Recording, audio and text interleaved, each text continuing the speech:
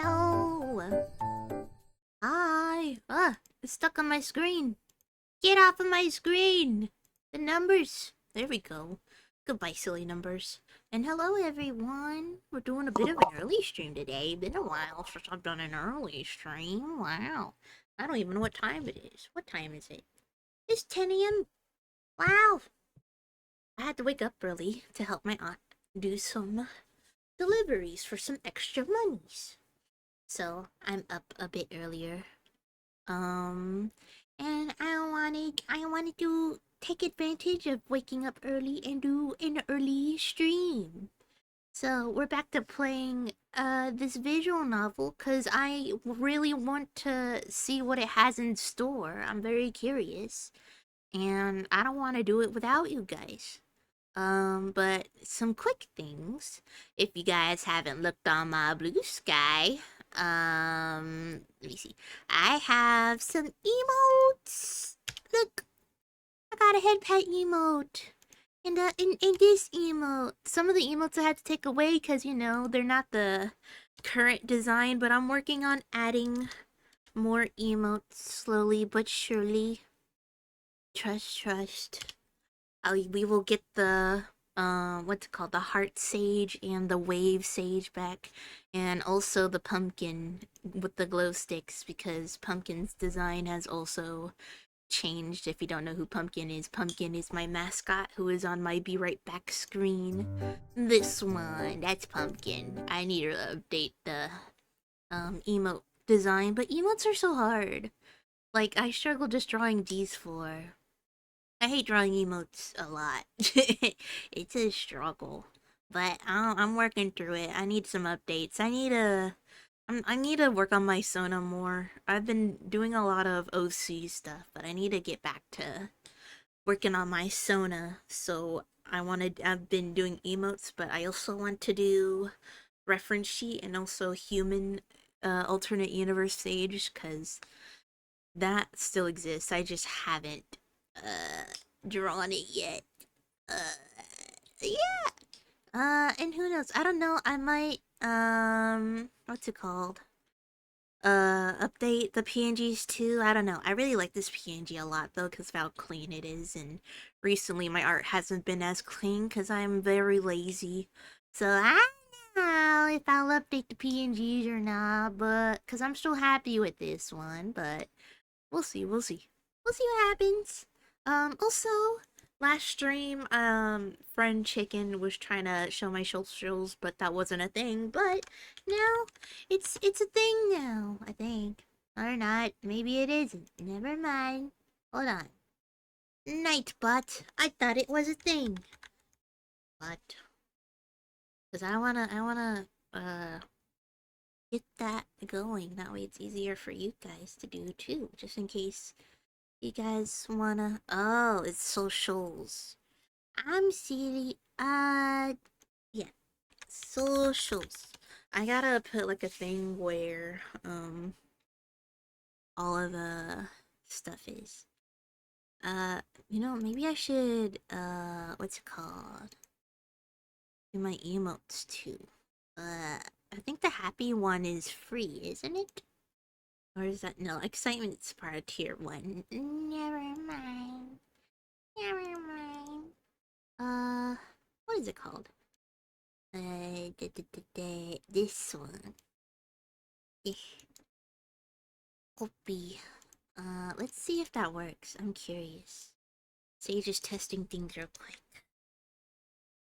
Uh, would it be... What? How does it say it on here? I don't know. I don't know. We're gonna test things real quick. Don't mind me, chat. I'm totally not getting off, tangent. Socials? No, that didn't work.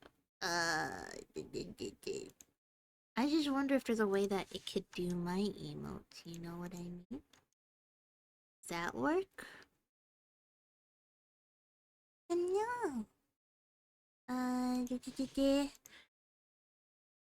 Socials. There you go. It does work. Yay!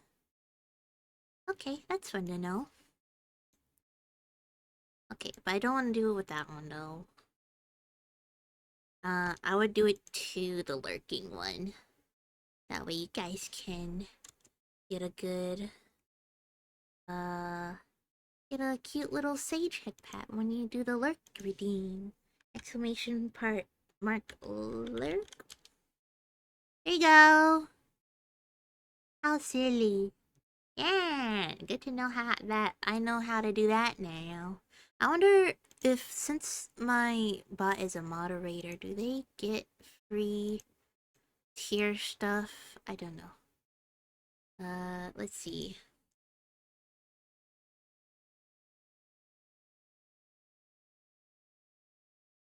Let's test. Exclamation mark. What's it called? Throne. No, that one doesn't work. It's cause it's not. It's a tier 1 emote, so it no work. Okay, well, fun testing. Yay! Ignore me, chat. We're just gonna clear that and actually get to the game now. Yay! All right. Let's get there. If it'll pop up properly. Let's see. Exocolonist. Show what's on the screen. Please. Please? Maybe? Maybe? Perhaps? Is there a way I can restart it? I forgot. I don't know how I would restart it. Let's do it this way. Steam. Exocolonist. That's not what's on my screen right now. How rude. What to do? Do I do game capture instead? Game capture. Exocolonist. There we go. Yeah. Okay. Now y'all can see what I'm looking at. Let me see. I think the volume was too low last time, so I'm gonna turn it up a little bit. Hopefully it's not too loud. Yeah. Let's continue! We are age 12. And for the people who don't know what I'm playing, basically, from what I've been told, this is a game where you grow up and go through childhood. And you learn skills, and there's a lot of cool story and art visuals. And each time you play a game, the character remembers its past memories from your past playthrough. So you can also change how events happen because of past experiences. So this is one of those games you play multiple times. And it unlocks new things each time you play, and it's very cool. Also, hi, Buggy. How's it going? Been a while. That's because I've been streaming late. Hope you've been doing well. How's it going? I don't remember where we are right now. I'm pretty happy, so I guess I should work on something. Toughness, biology.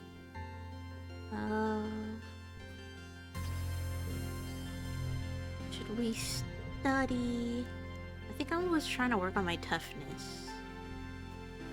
Or my biology, I don't remember. Does this do toughness? It was relax at the park. Shovel dirt.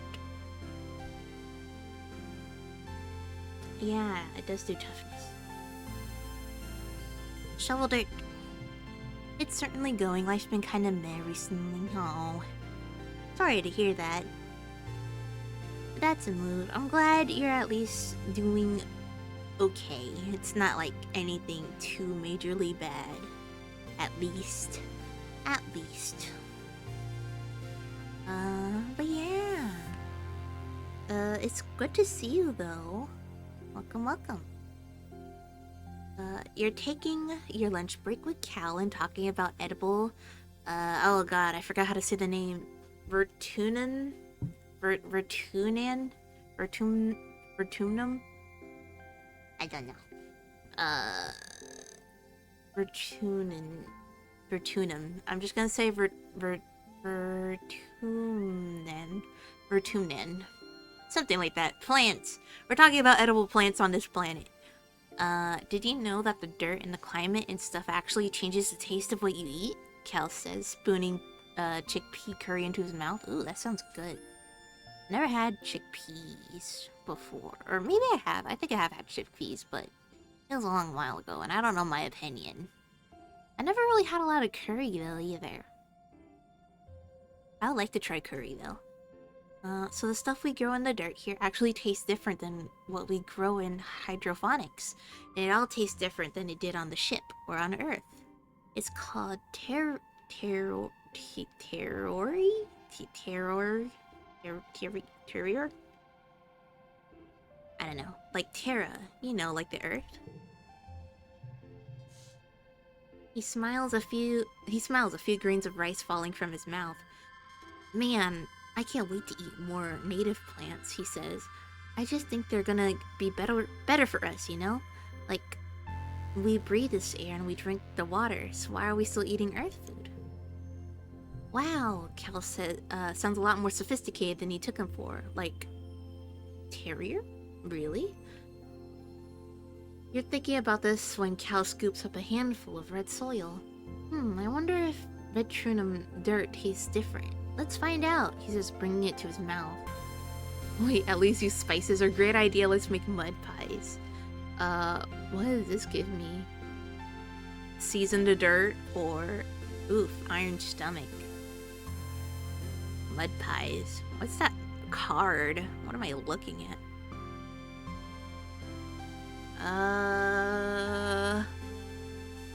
So this gives us a toughness card, and this one gives us a like communication card. Do I want a tough card or a communication card? Let me see. They both give us 4. Toughness card. You actually aren't kidding. You heard there is a kind of mud here you can eat. It's got bajillions of tiny little algae all through it. It's so rich with them that it's actually edible. In some ways, it might even be better for you than real food, maybe? Who is that? I don't know. Such an interesting illustration. You just have to take out the rocks and twigs and stuff, and cook it very well, because who knows what else is in there. The result is kind of like a mud cookie. You cheat and added sugar, but the flavor of algae-saturated clay comes through. It's weird, but Cal loves it. I love eating dirt. Delicious dirt. This one, this one, this one. No. This one, and this one. Yay! Hurrah! I'll take that win. Victorious. Alright. Oh yeah, Cal's our bestie, by the way, so I hang out with Cal. Hello, Crow! How's it going? Oh, the head pats. Damn, that head pat lasted long. Oh yeah, guys, you see, I talked about it earlier in the beginning, just a few minutes ago, but look! I have a head pat emote. Isn't it cute? I have a lot of new emotes in there. Very nice. I've been working on it. A little bit. Not a lot of emotes yet, but I'm slowly working on it. I'm not good at drawing emotes. Oh my gosh, look cute. Thank you! Thank you! You spot Cal heading towards the barns at the far end of the farms. Hiya, Sage, he waves. Hey, what's up? Just heading over to the barn, Cal says. I finished before everyone else today, so I told everyone I was gonna clean it. No one wants to get roped into helping, so it'll just be me and Sucks. You should come with. Yeah, Sucks is this cute little worm guy that Cal has. I really hope it doesn't hurt him in any way. That'd be very sad. We don't know what this is, and the adults still want us to keep it as a pet, but we're keeping it a secret. Like it's our secret pet. Cal whistles as you enter the barn, and the chest where Socks sleeps starts to rattle. He laughs and pops the lid, hefting Socks up into his arms. Hey girl, he coos. Time to get some forbidden daytime zoomies. Out. I'm just woke up, still in bed. Oh, still nice and comfy. Nice, nice. Yeah, usually I would be in bed too, but I woke up early today. I was helping my aunt do some deliveries to get some extra monies. So I'm up early today. I had coffee. I also, when I got home, I made some cabbage. Cabbage and bacon. Fried cabbage and bacon. It's very good. And yeah. Though, to be honest, coffee and cabbage is a weird combo. Don't try it. It's gross.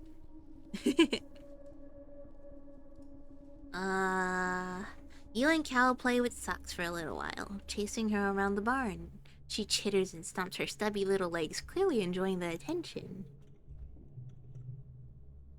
I have a little while before I have to get back to work, Cal says. What should we do? Teach Socks a new trick? How about we just take a break? Let's teach her a new trick! Oh yeah, Cal agrees. I've been working on getting her to follow directions lately. That's a great idea. He spent about half an hour teaching Socks how to shake a paw. There's a lot of paws to choose from, and she just seems to delight, in giving you a different one each time. You can't help but think that working with her like this might come in handy in the future. Yes! Training! Definitely should come in handy. Our toughness... I'm trying to get our toughness where our biology is, but I'm also still doing biology. Should I work, or should I focus on... what's it called? Because if I work, I can get more kudos. So I can buy things at the store. There's some things here. There's cake.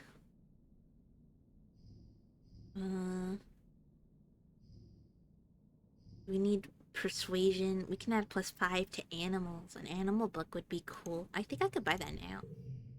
Yeah, sure. Why not? Let's add that to animals. I didn't even know. Oh yeah, that's a toughness thing.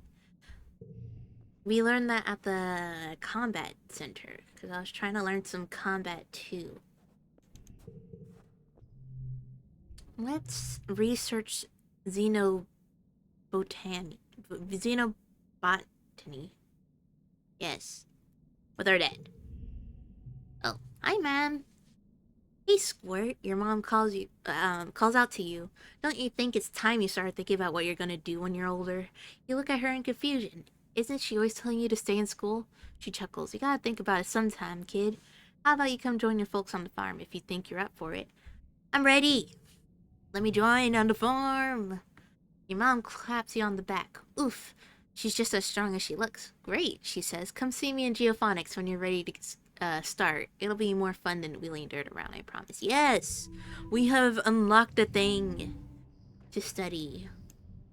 Oh my god, why did they give us 2 of these cards? There we go. We can't make 14 with this. We're gonna have to use one of our cards. We'll add it to this card?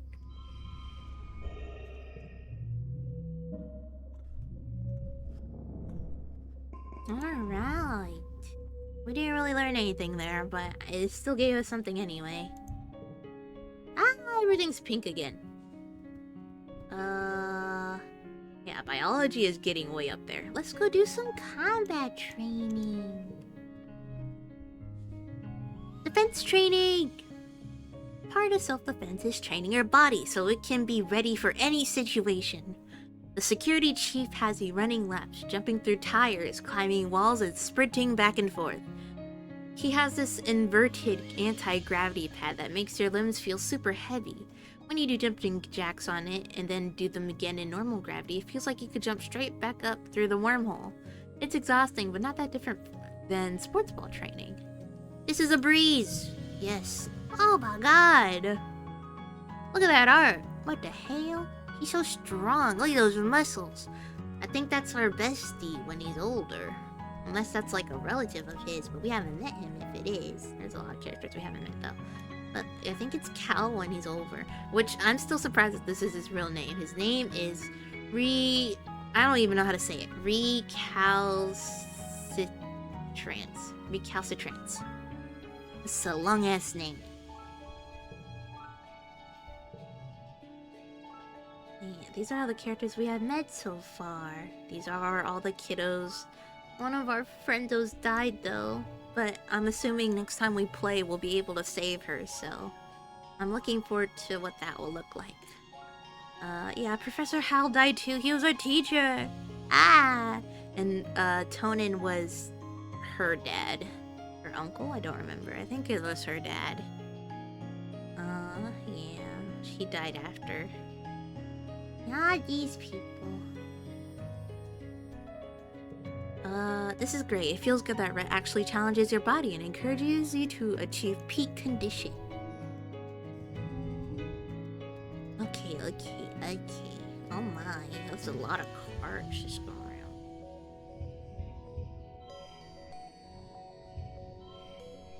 Me.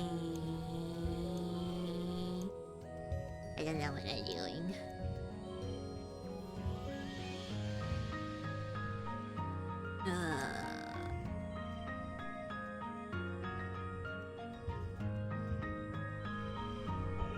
Okay.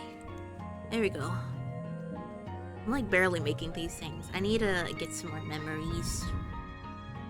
Your dad comes back from work one day looking seriously under the weather. He's pale with deep circles under his eyes, and he keeps sneezing. It's fine, he insists. It's just all this pollen in the air. It's gunking up old air tubes. The old air tubes. Do you remember hay fever? Lulu? We always got it back on Earth too. Your mom frowns and crosses her arms. We did, she agrees, so why isn't it bothering me? You're a lot tougher than me, sweet pea, your dad says, and your mom rolls her eyes. I'm sure I just have to get used to it like you did, he continues. Maybe I'll go for a stroll outside the gates later. Really get a good lungful of stuff. I'll feel bad for a few weeks, but after that I'll be fine. Your mom raises bold eyebrows. Outside the gates? You? Your dad shrugs, and he falls into a fit of sneezing and can't answer.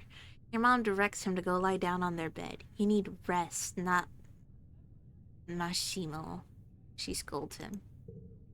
I don't have a achoo! Your dad sneezes.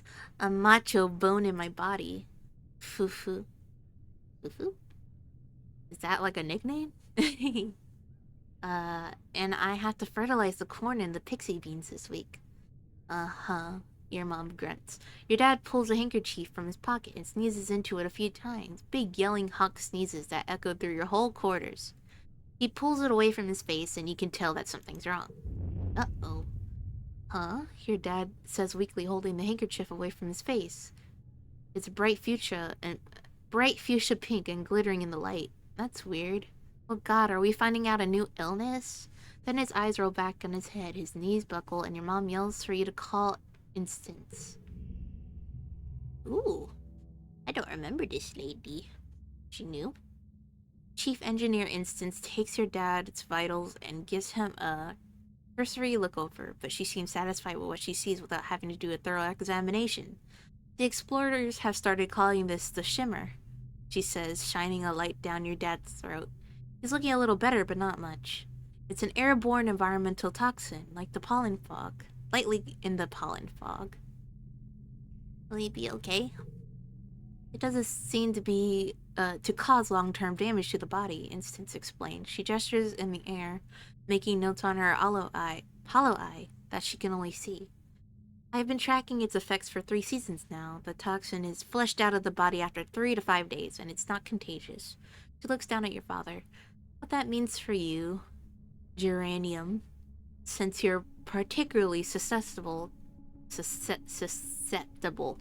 yes, I can read, to the toxin, you should be taking better pains to avoid exposure. If you must go outside during pollen, use a respirator. Your dad smiles weakly. You got it, boss, he says. Your mom smiles and puts her hands over his. As your literal boss, I'm ordering you to not come into work for the rest of the week, she says. You're on a strict bed set. Excuse me. She leans in to touch her forehead to his. They stay like that, smiling with relief. Even after one day of bed rest, your dad is looking a lot better. He's clearly anxious to get back into the fields. You're gonna love this new crop, Sage. It's called a pixie bean. They glow in the dark. He's already pulling on his boots. The fields look so beautiful at night. I'm happy we finally found something that would actually grow here that isn't soy, and more soy. I'm happy too.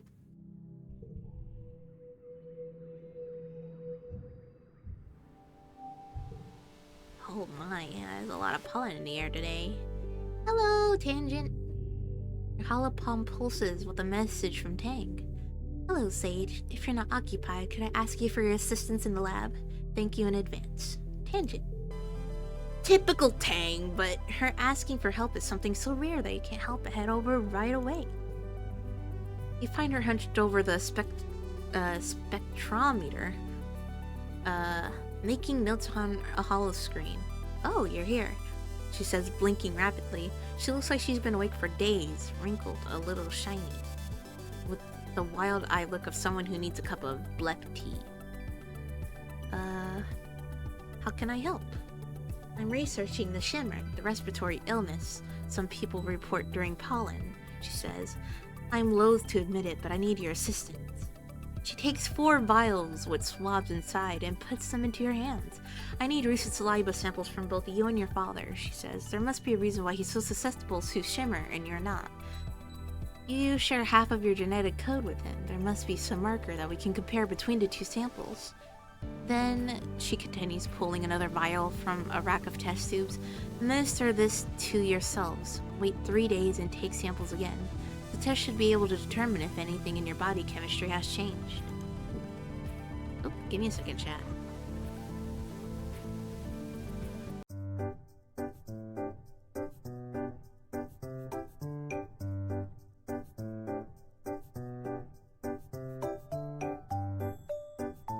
Alright, I'm back.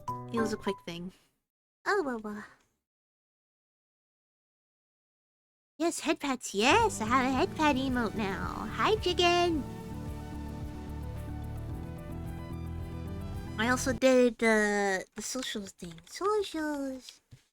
Now that's a thing too. Since it didn't work last time, I added it this time. Yay! Yes, I'm slowly adding updated emotes. Slowly but surely. Yeah. Thank you for the headpads. Lane! Oh my goodness. More pets! Yes, more pets for the collection. How's it going, Lane? Hello. It's been a bit. I hope you've been doing well. Wow. Tang looks at you very seriously, cutting through her bleary expression. There's something going on here. Ah, thank you for the headpats. I shall hydrate. Thank you for the hydrate.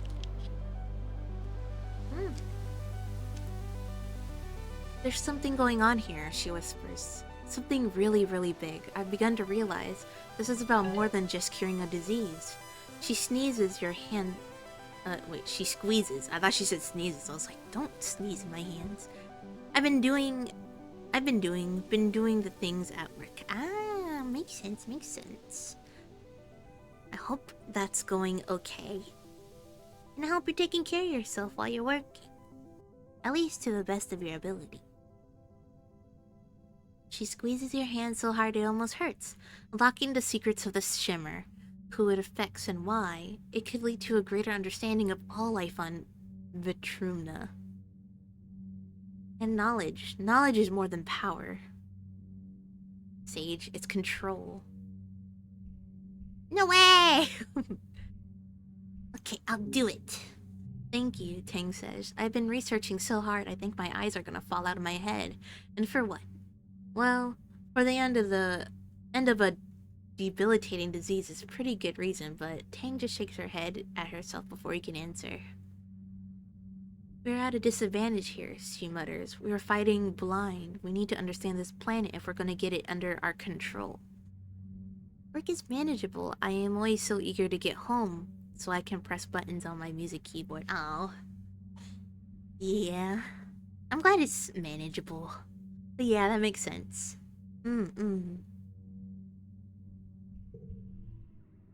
Hope work it goes smoothly for you as you keep working.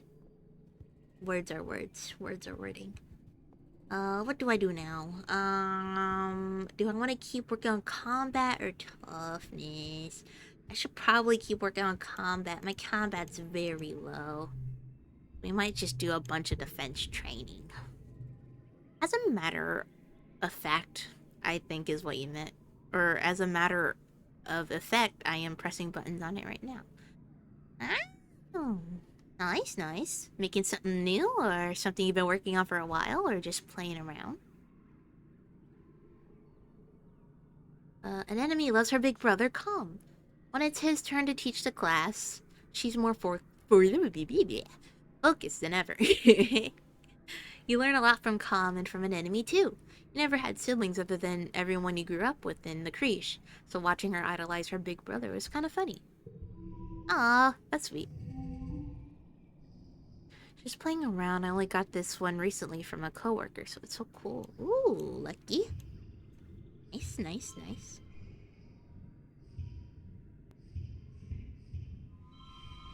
I barely got 16. Jesus. Jesus. Okay, we're gonna have to go take a break at the daycare because our character's getting a little sad. Anyone to talk to before an enemy?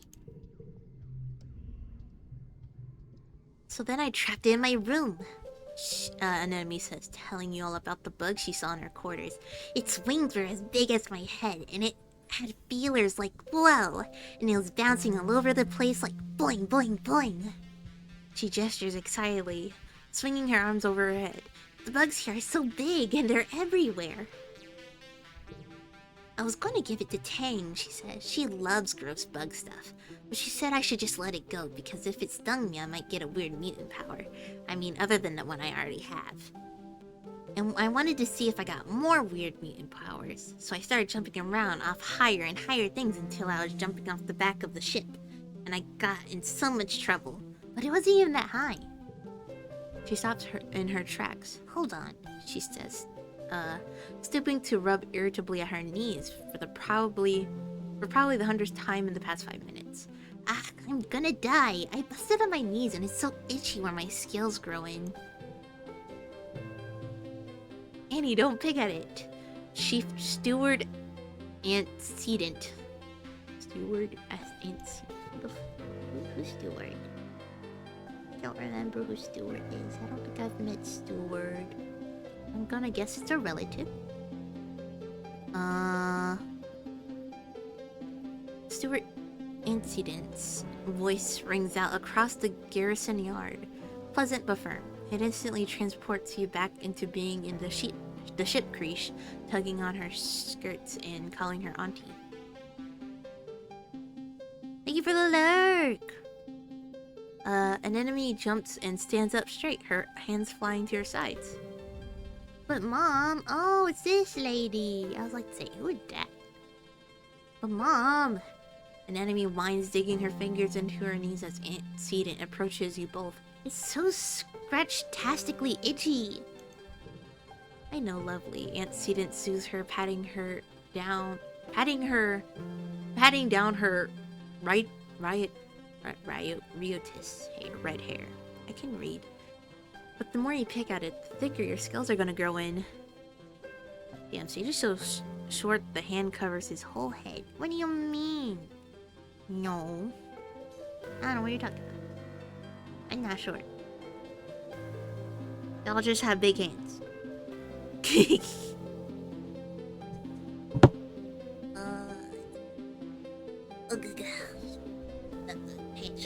I'm a little hot.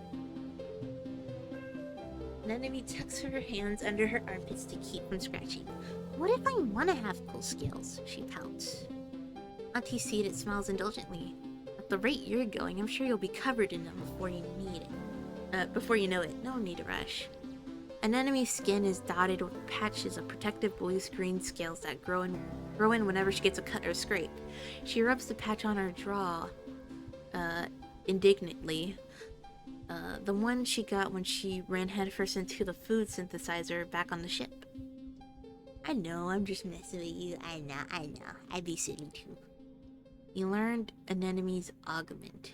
What does that mean? What does augment mean? Hold on.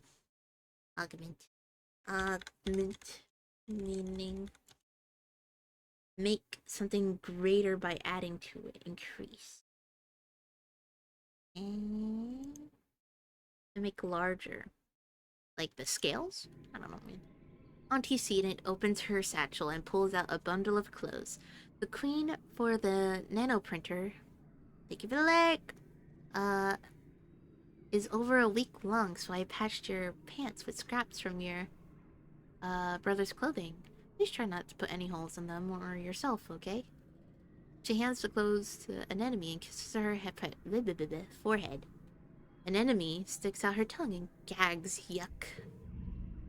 An enemy evaluates the clothes on her mom and walks away. Galactic, she breathes as she runs her fingers over her odd color patches, and then right there in the middle of the yard, she unshamingly squirms out of her pants and pulls, on the new ones. Wow, I look like a fighter jet from the Hollows, she exclaims, showing off her new pants. Excuse me. Like when they'd stencil your kill count on your plane. Like a really cool scar, you should be more careful. Really cool scar, what does that mean? You should be more careful. An enemy sticks out her tongue at you. You sound like my mom, she teases. Yeah, be more careful. I wonder what the skills are gonna look like when she's older, though. They're probably gonna look really cool. My character's getting sad. I need to take a break. Let's relax in the lounge. Lots of kids treat the lounge as an informal study hall, especially Tangent and Mars too. Sometimes if she's trying to impress Tangent. You crack open a textbook on your holopalm and read about some old dead Earth poets. Just because you're not in class doesn't mean you can't read a little bit. Relaxing! What memory do I want to forget? I like both of these are handy, but I do need more good cards.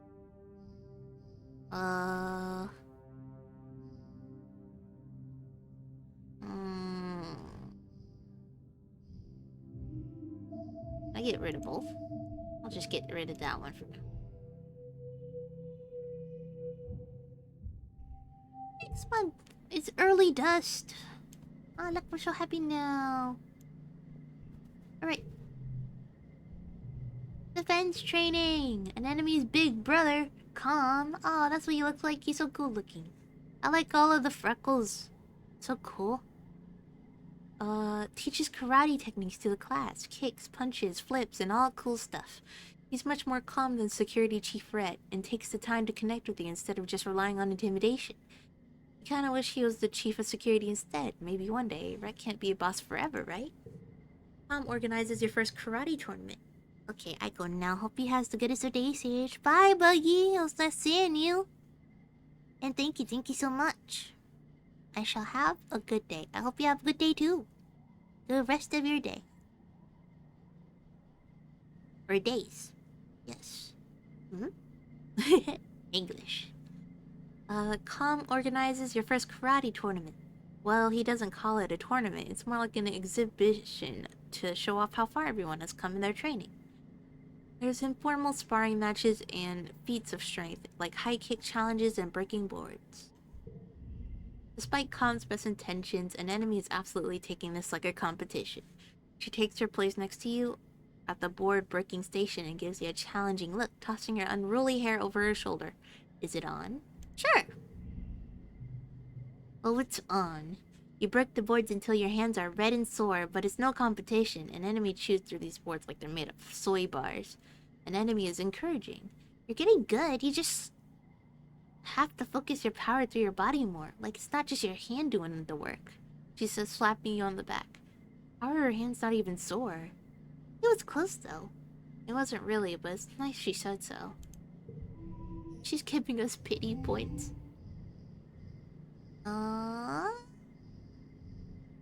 You? You? I wish I could move this. I can't.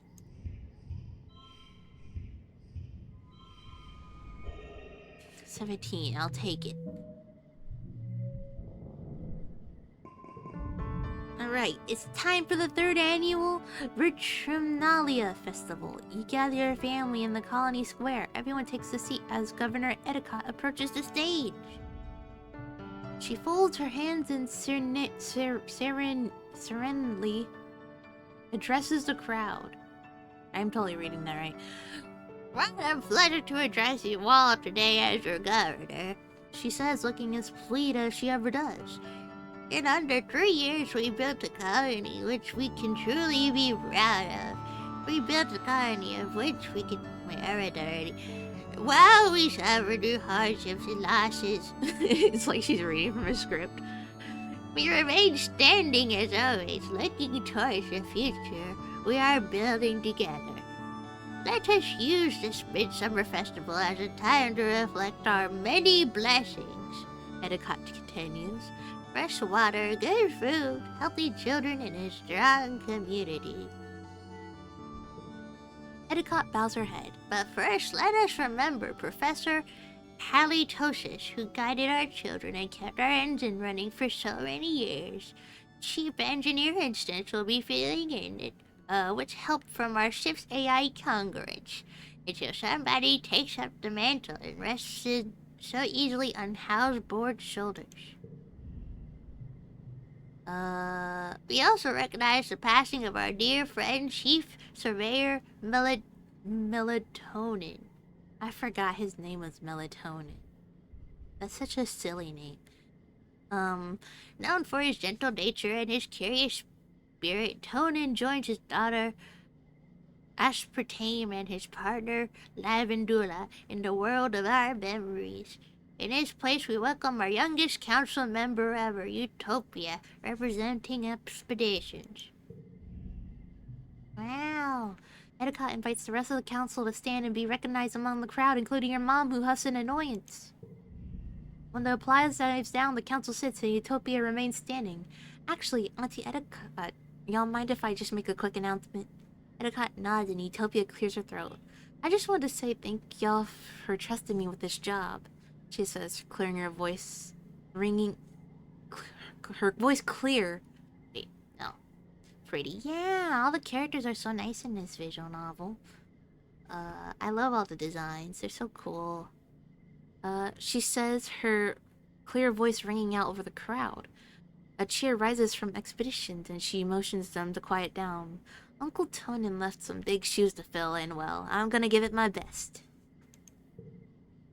We're fixin' to get to the bottom of what we're calling the shimmer. The sniffles folks have been getting during pollen, Utopia continues. Until we do, please keep wearing your masks when the pollen is thick, and let the doc know if you're under the weather.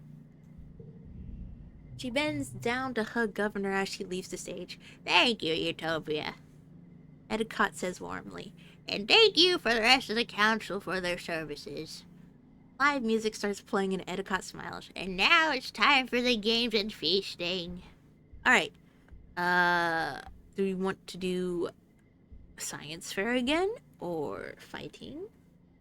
I'm not good at combat. I mean, I do have toughness, but... Oh, because Tangent is very smart, and I'm, like, focusing on a lot of things. Let's do this one. Kong keeps adding complexity to his bot wrestling game. Last year, it was Hollow Obstacle Course, and this year there was an accuracy challenge. Sink 3 baskets and you can move on to the next stage, Com says, unveiling something with a flourish. A vacuum-bot with a basket tied to its head. It chirps as it stomps back and forth. The crowd cheers. You're competing against an enemy in Cal. Oh, we got friendship with them. You notice they're not racing around together. Cal is playing with the vacuum-bot and an enemy is standing next to her brother. You're up first. Toughness challenge. Alright.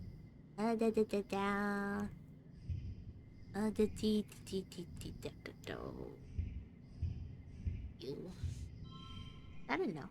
No, not really. The game's not giving me good cards. Give me the good cards. Hmm.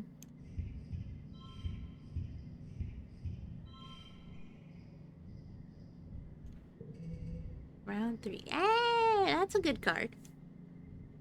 3, 2. Ah, we're almost there. If I add 2 to a card, will it help? What about we add 2 to this card? Go back. Go back. Eesh. It's 21. God damn it. Okay. Oh, that's for the first round. God damn it. Can I push through? Oh, there you go. We pushed through. Well, it gives us stress when we push through, but hey. He thought the accuracy portion would be harder. Those vacuum bots could be fast when they're on a mission. This one seems to get bored waiting for you to complete the obstacle course, so by the time you're lining up to take your shots with the sports ball, it stopped running around and has taken to carefully vacuuming the dirt under its feet. That popular, you're a winner. Ah, that's what happens when you win. You easily sink into your basket and move to the wrestling competition and win by a huge margin. Totally not because I cheated. No. An enemy passes stops over to Calm, yelling that it wasn't fair, that you got it easy. She refuses to speak to you until Calm sits you both down and makes you shake hands, pointing out that an enemy also got hit by 5 hollow obstacles and couldn't have one anyway. An enemy begrudgingly accepts your win. After the festival, okay, look, see, it was worth it. It brought my thing all the way back up. Yay! It was no consequence. After the festivities, you take time off for a much-needed relaxing break. Your dad sets up a slip inside through the colony square, and everyone takes turns sliding on their stomachs and spraying water at each other. It's a lot of fun. You can feel your worries floating away. Yay! Early dust. Red dust. Okay. What do I do? We're in a good mood. Do I want to work on plant stuff, or do I want to keep working on combat? I feel like we're so behind in combat, we should just keep working it. An enemy loves to train. She says it helps clear her mind. If that's the case, she must love having an empty mind. No one else trains as hard or as long as an enemy.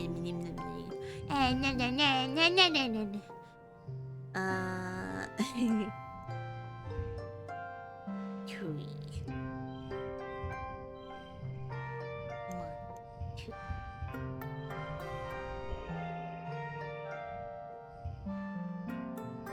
That one's locked. There's like no way to get these twos together. Oh, well. Does this change anything at all? Well, yeah, that did change a lot. Nice.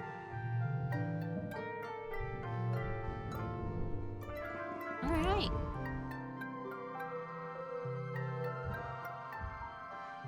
Light dust. Our combat's almost up there. Let's do some toughness training. Just take a break from doing so much combat. Work on the farm. Gives us toughness and brain. Well, sure. It's a proud day for your mom. You're finally following in her footsteps. She meets you at the gate to the gardens. Hello, Sprout, she says, sounding chipper. Come on, we got a lot to cover before you'll be able to keep up with the rest of us. Finally, some real farming. Your mom shows you around the fields and the geophonic domes.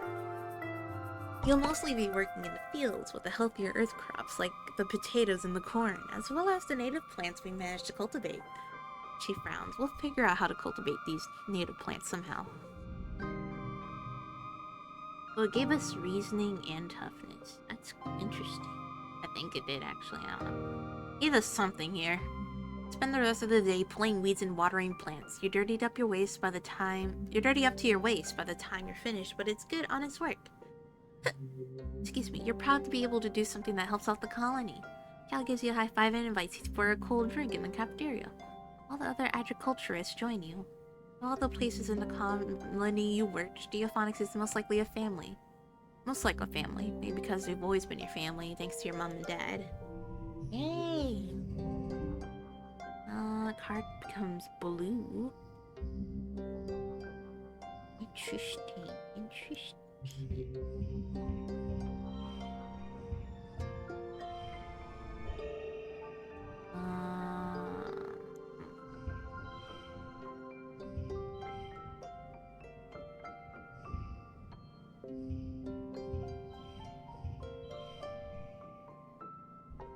Good enough. Victorious biology. Oh, okay. So that wow, that's crazy. Gives us 4 biology and 2 toughness. How much does digging dirt do? Or not digging dirt. Well, is it digging dirt? Hold on. Let me see. Yeah, it is shoveling dirt. How much does shoveling dirt give us? It gives us 3 toughness, so we get slightly less toughness working on the farm. Get a lot of kudos, though. Interesting. New perk. More collectibles. Collectibles respond faster and more slots are filled. Ooh. Oh. How neat. Anyone want to talk? I don't think so. Everyone's just kind of chill. Alright. What should I do? We're gonna go back to combat training. Cause it's good for us to know defensive training. There's so many people training in self-defense today that you have to work or break out into stations. What do you want to do? Birch space helmet training. Capoeira. What does that mean? Smash things with your fists. I don't know what these two even mean. I'm curious about the helmet training. You load up a training program in VidSpace. Reality fades from your awareness, replaced by... Oh, so it's like virtual reality. Oh, yeah. You load up a training... Oh, God, my eye burned for some reason. Reality fades out of your awareness, replaced by a rolling neon landscape and a thumping bass beat. Shapes start flying towards you, forcing you to dodge and weave around them to the beat of the music. Oh my god. It's, Beat Saber. You work up a sweat, lunging and throwing your body around the mat, but it barely feels like work at all. You feel moderately more aware of your surroundings. Perception. Wow. It was +1 perception, but hey. We take what we can get. Hi. Really gave us 18. It's not like I could really do anything else.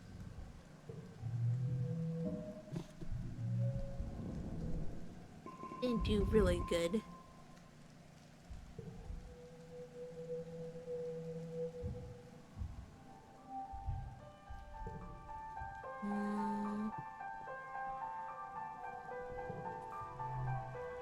Defense.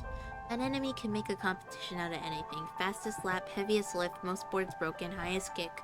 Most of the time she wins too. She's a fierce competitor. Yeah, we're just speeding through. 1, 2, 5.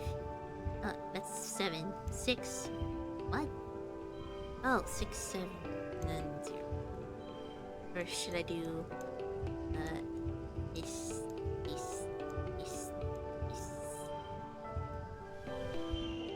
Wow, super goal! We got some good cards that go around.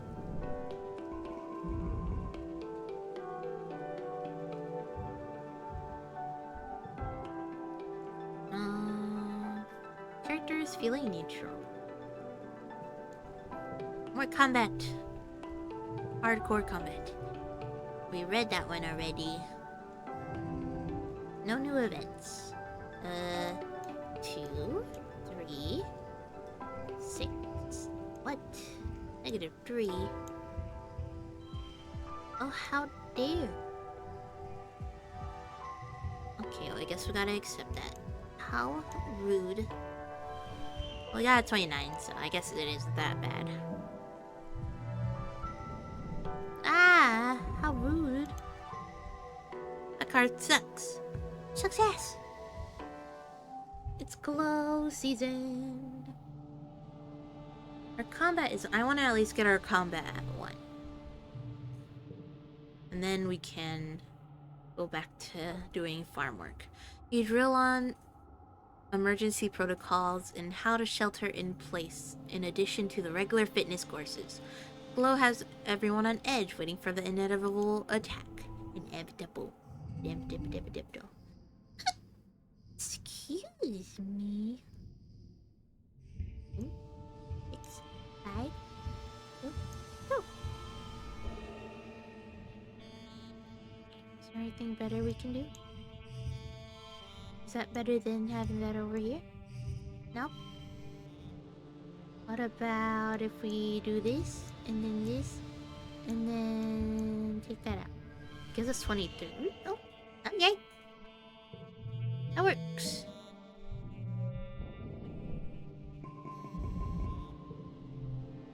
Two data points form a line, but 3 is a pattern. The colony has been on high alert all glow, hoping that the creatures from beyond the wall don't return for a 3rd year in a row. Surveyors keep reporting that they're seeing unusual animal activity. Even the plants seem different, they say, and new tracks that must have been left by the creatures, larger and heavier than you've seen. You and the other colonists drill evacuation plans. You're in engineering when you hear the sirens ring through the colony. You cover your ears against the noise and make your way to the nearby classroom. This is one of the assembly points, so you should be safe there, but it was so safe last year for Professor Hall. What if another creature gets in? Congruence, the new teacher, is just a face on a computer screen. She can't protect anyone. Congruence flickers cheerfully. Please stay calm, children, she says. The defense squad is already en route to the creatures. You should all be over soon. You've been told this before. The sirens continue.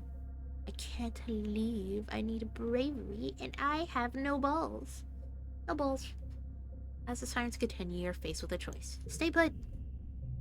You, Tang, and Mars and the other kids try to stay calm. Congruence directs you under the big tables together, then assigns you a chapter on Earth history as if nothing was happening. It's possible to think with the sirens going off. You read and reread the same paragraph over and over.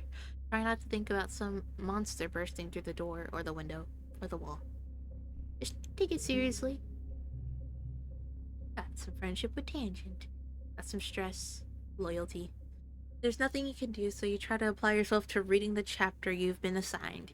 You struggle with it. Your mind is racing. You notice Tangent trying to do the same. She gives you a faint smile over the hollow screen. Oh.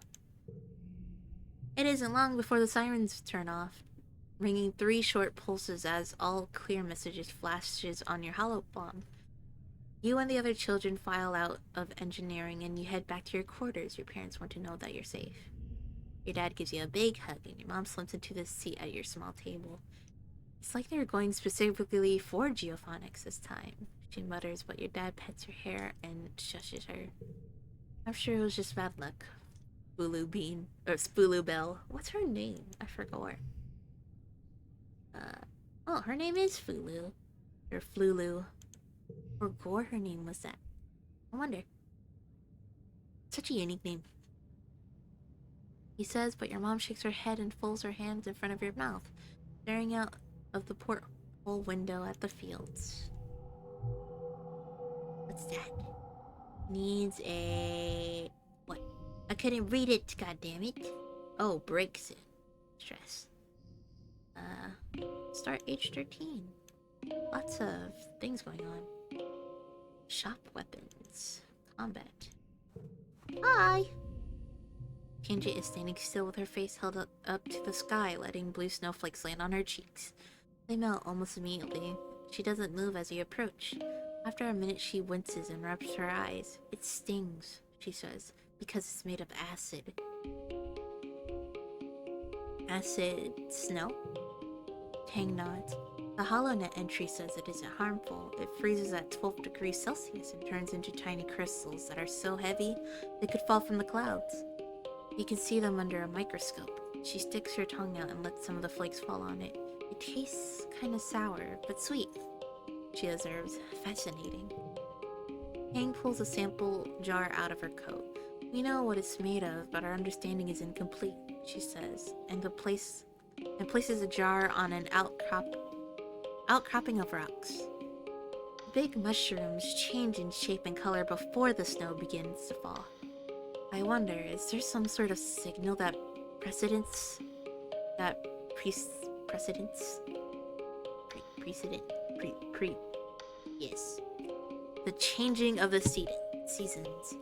What happens if I expose samples collected in dust season to snow from quiet seasoning?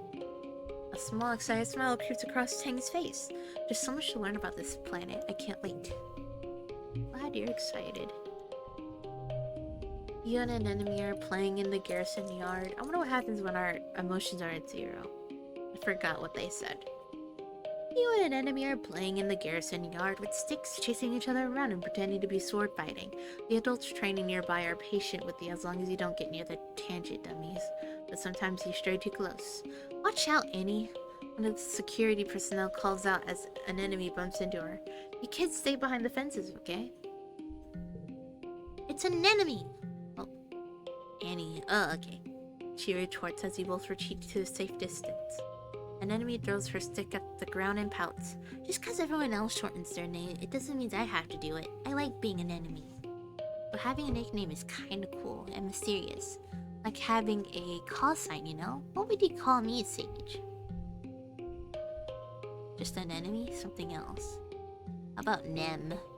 Nem tilts her head. Huh, I never heard of that one before. She mimes swinging a sword a few times. Nem. I like it. Short and punchy. Just like me.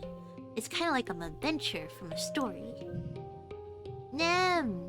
We got an enemy's loyalty. Nem picks up her discarded stick. Now, she says, brandishing at it you. Prepared to be defeated by the mighty Nem. We spend the next hour with Nem in the yard. I guess we're gonna call her Nem from now on. That's cute. Can we talk to our other friend or no? He's not in a chatty mood. Let's go get some relaxation. Our kiddo is hella stressed. D's or Mars. We don't really get along with either. We're both at half a heart with both of them. Slightly a little bit more with Mars. Let's talk to D's. He's an interesting kid.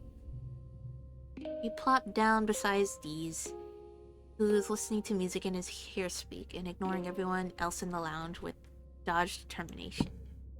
When it becomes obvious that you're not just going to leave him alone, he turns off his music with a huff. What do you want? You ask him what he's listening to, and he replies, it's just some old Earth music. You probably won't like it. All you have is Earth music, unless you want to listen to the space shanties the adults made up in the last 20 years, so you don't know what he's talking about. You tell him to give you a little credit. He rolls his eyes, but lets you sync to your ear speak to his. Grudgy sounding rock music fills your skull. You spend a few hours passing music recommendations back and forth, lost in your own private sound space. You got some creativity and friendship. Wow, that was just easy friendship. This one we really didn't know. Forget. You wake up to the sound of your parents arguing in hushed tones, clearly trying not to disturb you. You blink away from the sleepies from your eyes, eventually remembering, wait, isn't today your 13th birthday? Where's your birthday cuddles? Your parents always make a big deal about your birthday. You peek through the little privacy curtain on your bunk and listen to their argument. You're being unreasonable, your mom says. Sage is a teenager now, and you have to give him the opportunity to take calculated risk, or he'll start acting out. That's just what being a teenager is. Going off into the wilderness isn't a calculated risk, your dad replies. It's too dangerous. It's weird to hear your parents arguing. If they ever disagree, they sort it out quietly or go to meditation. This time they sound really it's unsettling. I think I should. The danger isn't. You don't need to. What? What does this mean? I think I should go off into the wilderness. The danger isn't what? Scary? You don't need to. What did either of these... I don't know what these last two mean. Need to go out? I think I should. It made me sad. They glance at you. Your mother holds up her hand to silence you and goes right back to talking. Geranium, she grates. You said to yourself that we need every person out there surveying for edible native plants. You're even going yourself. Why not our son? Your dad flails his hands helplessly. Because, Flulu, he's our son. It's our responsibility to keep him safe. You're not gonna keep anyone safe by coddling him. Your mom almost shouts. Your dad flinches in shock. Sage's survival depends on him understanding this planet we're living on. So you're not doing him or the colony any favors pretending that that's not the case. Oh my god. Things are getting heated in here, guys. I can take care of myself. I don't have any bravery. I have no balls. I'm not gonna be an asshole to my parents. I'll just stay quiet. Now? Anything you say would just make them more upset, and they're doing a good job of that all by themselves. But you're so angry with them right now. Why can't they just act like proper parents? They argue for a little while longer before your dad raises his hand in defeat. Your mom's fierce expression softens. Hey Sage, sorry it's your birthday today and we're here arguing like a pair of assholes. Happy birthday! They both give you a hug. We meant to order up from the canteen and have your usual birthday breakfast, but we got to talking about how Utopia's opened a positions in Expedition for Kids, 13 and older, and well, that's you now. Excuse me. I suppose we'll have to let you spread your wings someday, your dad relents. I just feel better knowing you're safe here inside the colony walls. Gives your mom a faint smile. We decided early on to let you choose your own path in life, so if you want to join the expeditions, we're behind you. Just be safe. Yay! I think I should learn more combat before I do that, though. I may know a lot of biology, but I'm still a weak little guy.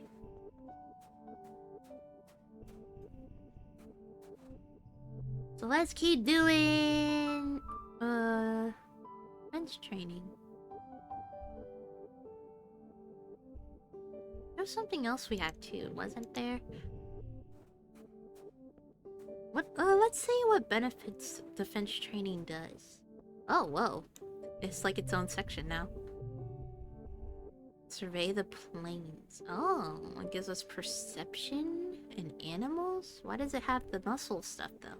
Oh, perception is a part of that. Okay. And animals. I see. Hello! You find your dad comparing some plant samples when he sees you. He puts down the test tubes and gives you a big hug. This bravery? Oh, persuasion. Kiddo, he exclaims and then kneels down to look at you in the eye. I've been thinking. I want to say I'm sorry your mom and I were arguing on your birthday. We disagree sometimes like every couple, but it's unfair you had to see how the sausage gets made. What? It's okay. He pats you on the shoulder. Thanks for saying so. You're a great kid. Your mom and I talked it out, he continues. We're both just really putting our everything into the farm right now, and it's making us kind of snappy. You don't have to worry about it, okay? Are my parents gonna get a divorce? Ah! No! He squeezes you in a hug. If you want to join Utopia's exploration team, just be careful. It's dangerous out there. Okay, Papa.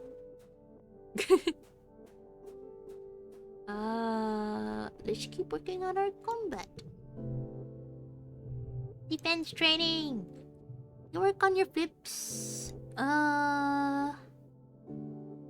Work on your flips and throw yourself in self-defense class and how to use someone else's momentum against them. Most of the people you're practicing on are adults, so it's a little intimidating at first, but soon you realize that being smaller is actually an advantage. Use your advantages, Red says. Having a lower center of balance works in your favor. Okay. Do. 2. Or actually, let's do the big cards first. 5, 6, 2, 2. There we go.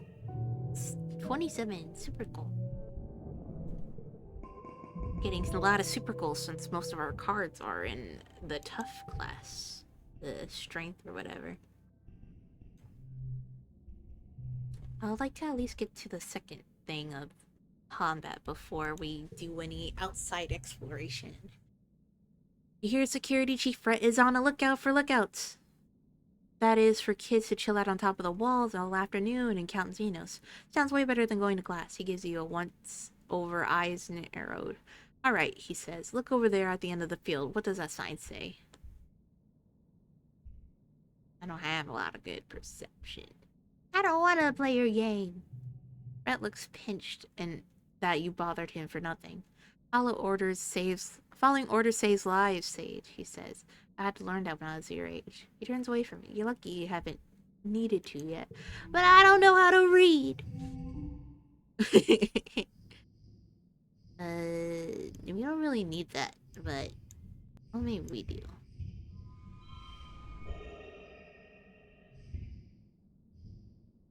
Ugh, it's such awkward positioning. Whatever, it worked out anyway. Whatever.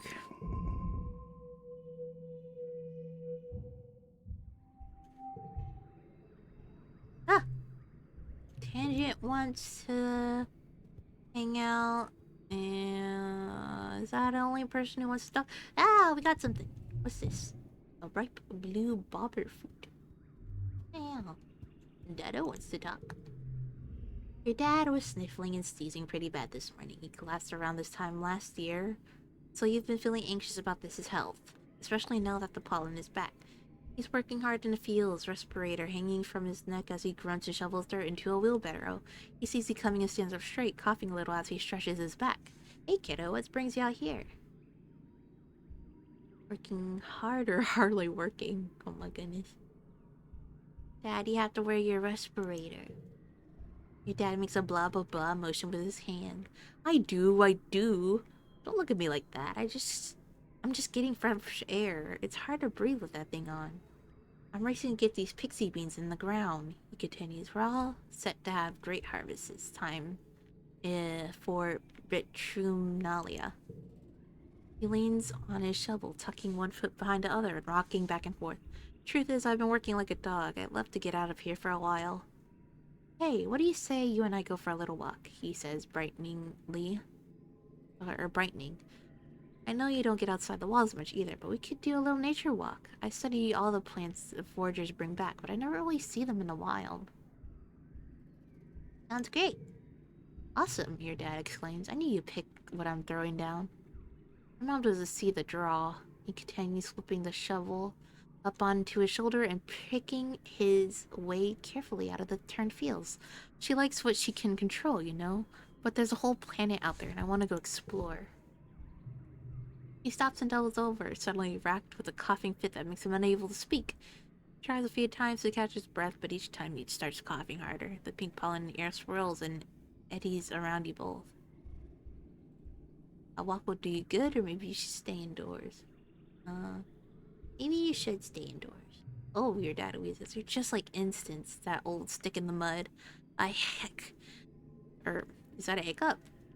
Remember when we were younger, she always walked around with her nose in everyone's business. She always thinks that she knows what's best for people. Despite his brave words, he has to hold on to you for balance as he catches his breath again. Okay, maybe now's not the best time. He gasps, finally putting his respirator back on. But you and me, we have a date with the outside world, kiddo. I'm taking a rain check. Oh, he says, his eyes rimmed and steaming from irritation. I can't wait until Instance figures out a treatment for the shimmer thing. She says, maybe next year, maybe the one after that. I'm gonna be first in line, you bet. Alright, Tangent, what you got? Tangent is deep in conversation with one of the other scientists. He seems to be consoling her through Tangent's face, though Tangent's face betrays no emotion, as he claps her on the shoulder and reassures that she's been doing well for someone so young, and that everyone compromised some of their samples when they were first learning. He leaves and Tangent sighs as she goes to put her hand on, head in her hands, stopping short when she realizes she's still wearing gloves. She peels them off and digs her fingers into her eyes. What's up? Tang grimaces. Just great. Well, I compromised an experiment I was working on because the vent was still open when I was spraying the workstation down with sanitizer. Down with sanitizer, she sniffles. It's so gross in here, she says. I probably did that fungus a favor. Tangent takes a bottle of sanitizer from under her workbench and cleans while she speaks. There are pollen spores everywhere, she whines, and he comes over here and tells me it'll be okay, Tang, like it's his job to console and patronize me.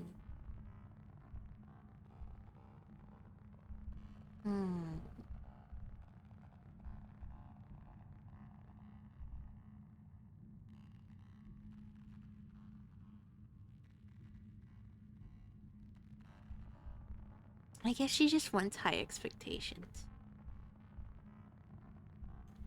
I hate being patronized too.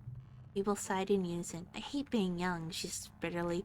Why don't they understand that we have higher expectations for ourselves than they do? I need to learn from my own failures.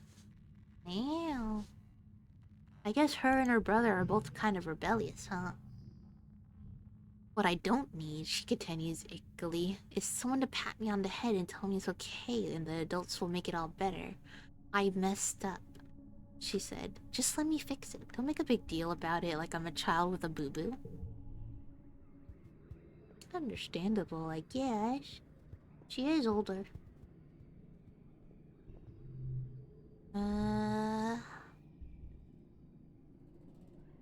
Defense training! I think I already read that one before, so I'm skipping it. Not in this one, but in the last VOD. 8. Oh my goodness. Should I do it this way or this way? This way. Man.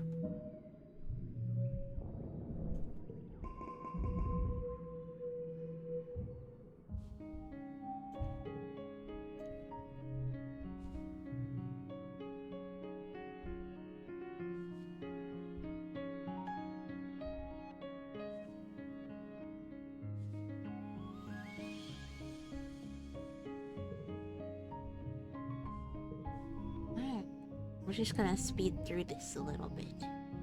Hard becomes a 2 no matter what. What the hell? I might as well use a card that's already a 2.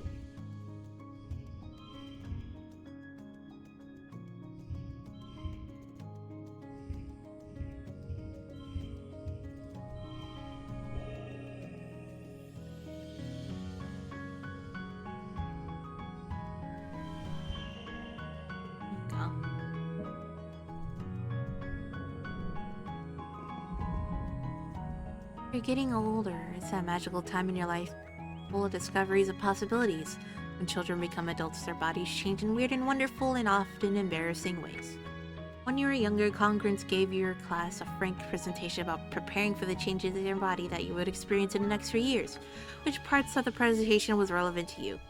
Menstruating, breath growth, voice changing, getting erections. None of it. I'm like a doll down there. What the... Is this just telling... Is this like us determining what kind of parts we have? Or... I don't know. I think so. How would we be like a doll down there? I don't know.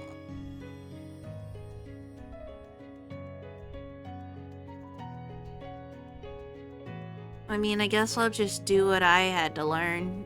You and your friends giggled your way through Congruence's presentation and left with a new appreciation for the wonders of the human body. Puberty had felt like something that would happen so far in the future that it didn't apply to you. You put it out of your mind, even as you noticed Cal's voice began to drop, or Mark starting to dress differently. Until one morning, oh god, we're growing. Something feels different. You just know something's off as you open your eyes. They're squelchier than you expect them to be down there.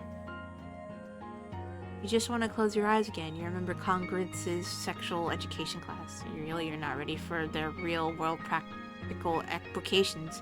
If you just go back to sleep, it'll go away, right? You finally sigh and muster up the courage to look under your blanket. Yep, your period has started. Mom!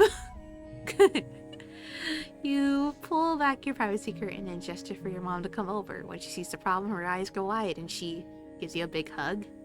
My little boy is growing up, she explains, exclaims, and you feel your face growing hot with embarrassment. Your dad is right there. She puts your hand on your shoulder. I'm so happy for you, kiddo. I know you're probably grossed out, but getting your period is important.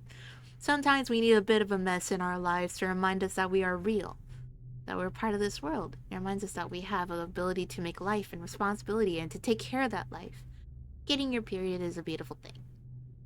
You can't think of anything worse. Thankfully, as soon as you can get a blocker to keep from having to go through this every month. Oh wait, thankfully soon you can get a blocker to keep from having to go through this every month. Your mom hugs you again and keeps talking about how she's proud of you. It's super embarrassing and you can't help but shove her away and retreat to your bunk to stew about it. What is this? Oh, hormones. Oh no. What's happening? You feel on edge today. Like everything that happens feels so unfair and tragic. Like you want to punch stuff and then cry about it. Like you want to be left alone, but you also desperately want attention. It feels like a fount of new energy is starting to bubble up inside of you. Dangerous and uncontrollable energy. Welcome to puberty, Sage. Oh no. Poor in-game Sage. Alright. Combat. Oh god, we're more rebellious. Alright. Do more defensive training. And then we should probably take a break. From defense. One. We're gonna turn that into a 5, I guess. Oops. Oh, it's time for me to wake up, chat. Around the time I usually wake up. Look. 2. What if I... Oh, would it be a 3 anymore? It'd be a 4. Then I guess I could do it this way. Or... I don't know.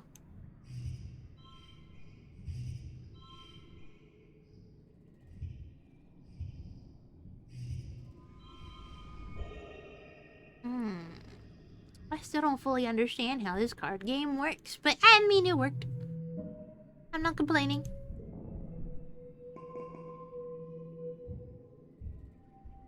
Alright, little guy, let's go get some rest in the lounge. You're relaxing after hours when Auntie Sedent pops her head into the lounge. The kitchen, she announces in an artificially sweet voice, is looking for someone to help part-time cooking duties. Someone young, someone responsible, someone organized. Yeah, you need organizing. Someone, she stares pointedly at the teens in the room, who might have had too much free time on their hands. Avoid eye contact. Sorting away over humid food, nano printers really isn't your thing, so you hang back. Auntie Sedent sighs and rubs her hands on her apron. Well, if anyone changes their mind, I could use the help.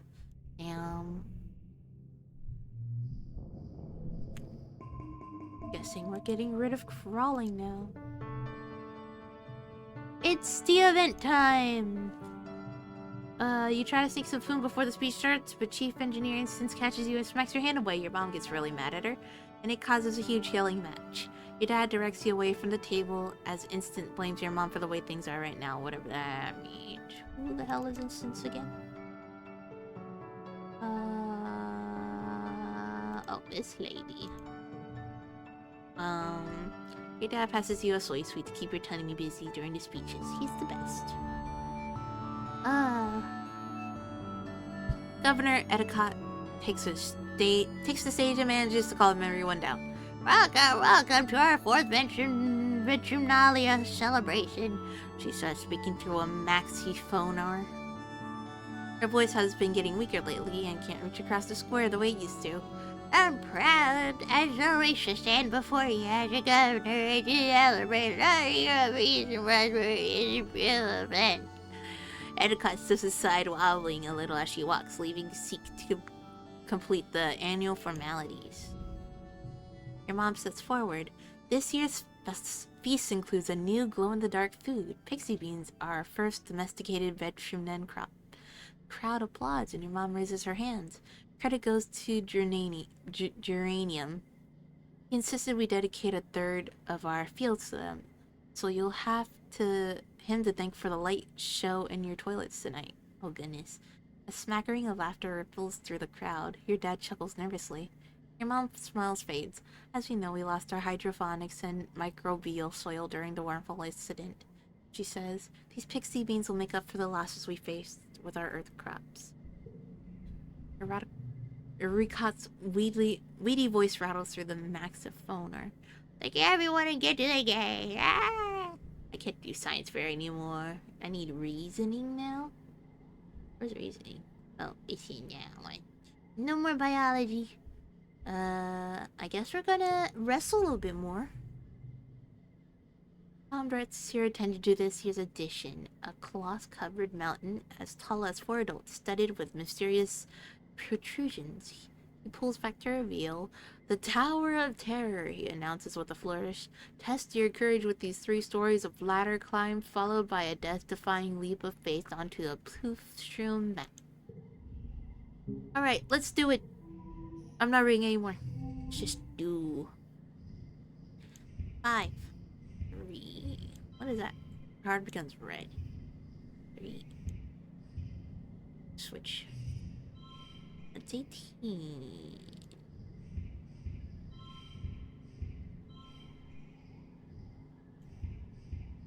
Our best bet is the 18 for now. Next round.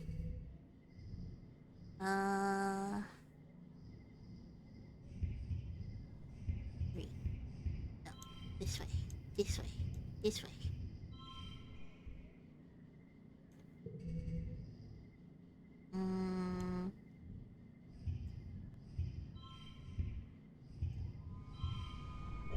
We did it! Victorious! You blow through the obstacle course in the basket shooting and the bot wrestling with ease, and you arrive at the base of the Tower of Terror with a determined gleam in your eye.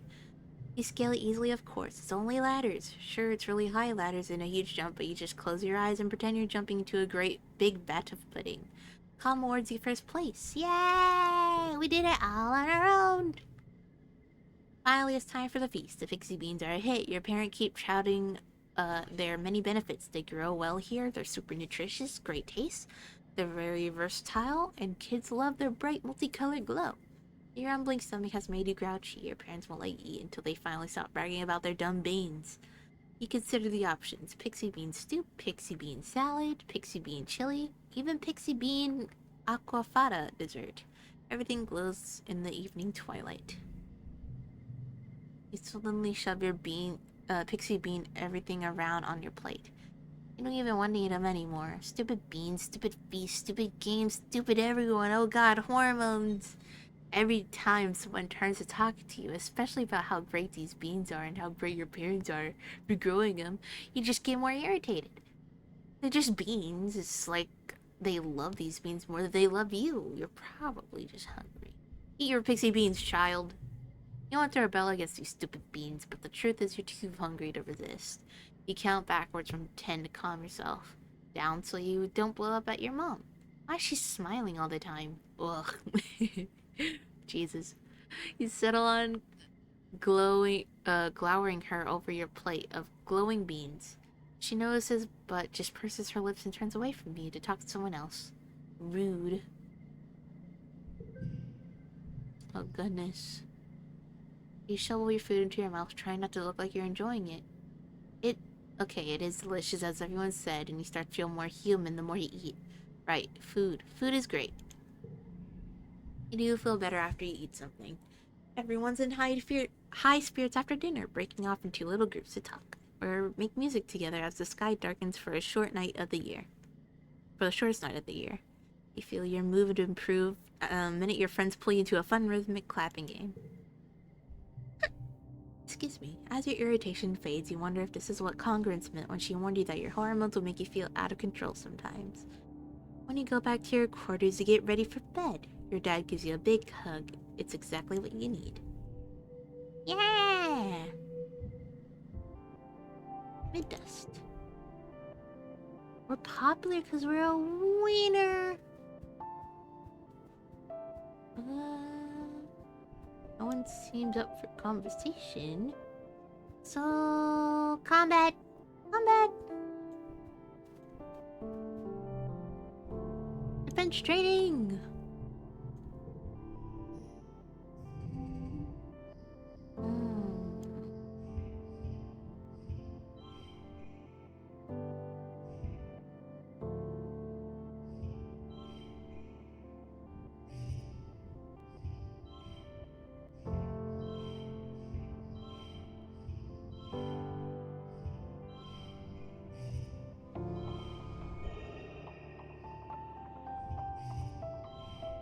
Okay, good enough.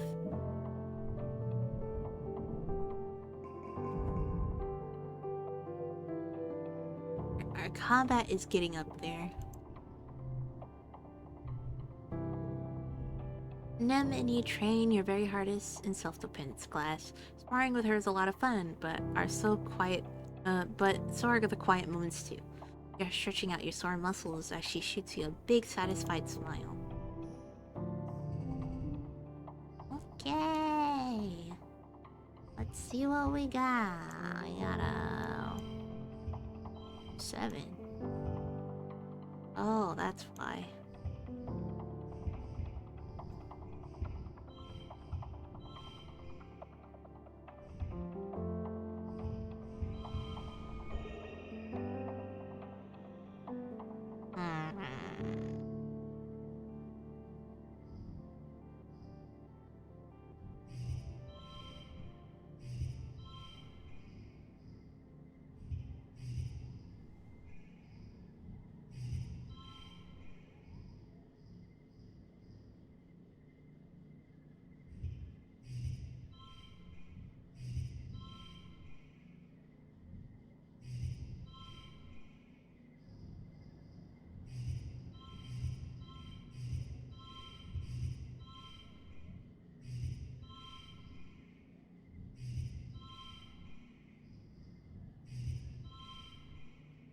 Meh.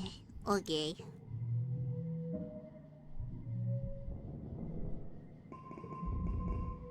We're almost there.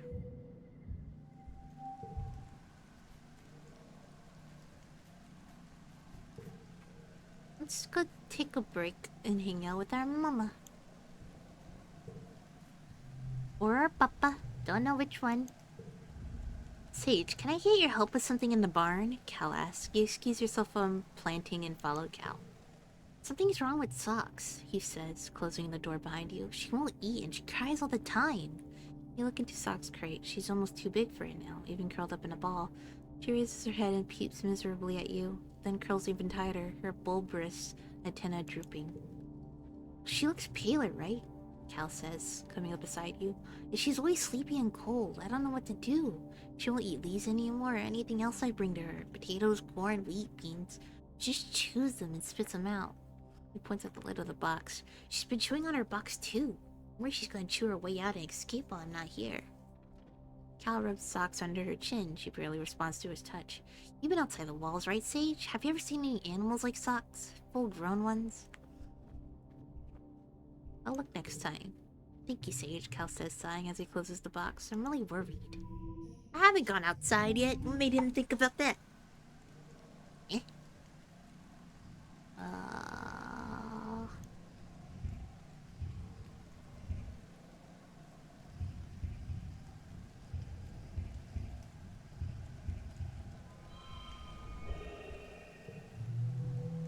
Here we go.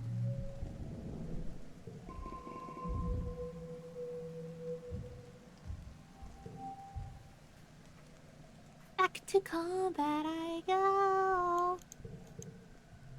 We're almost there to our goal before we could get outside the walls.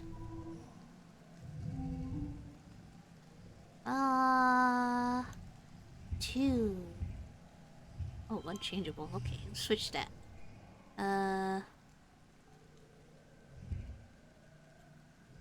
6?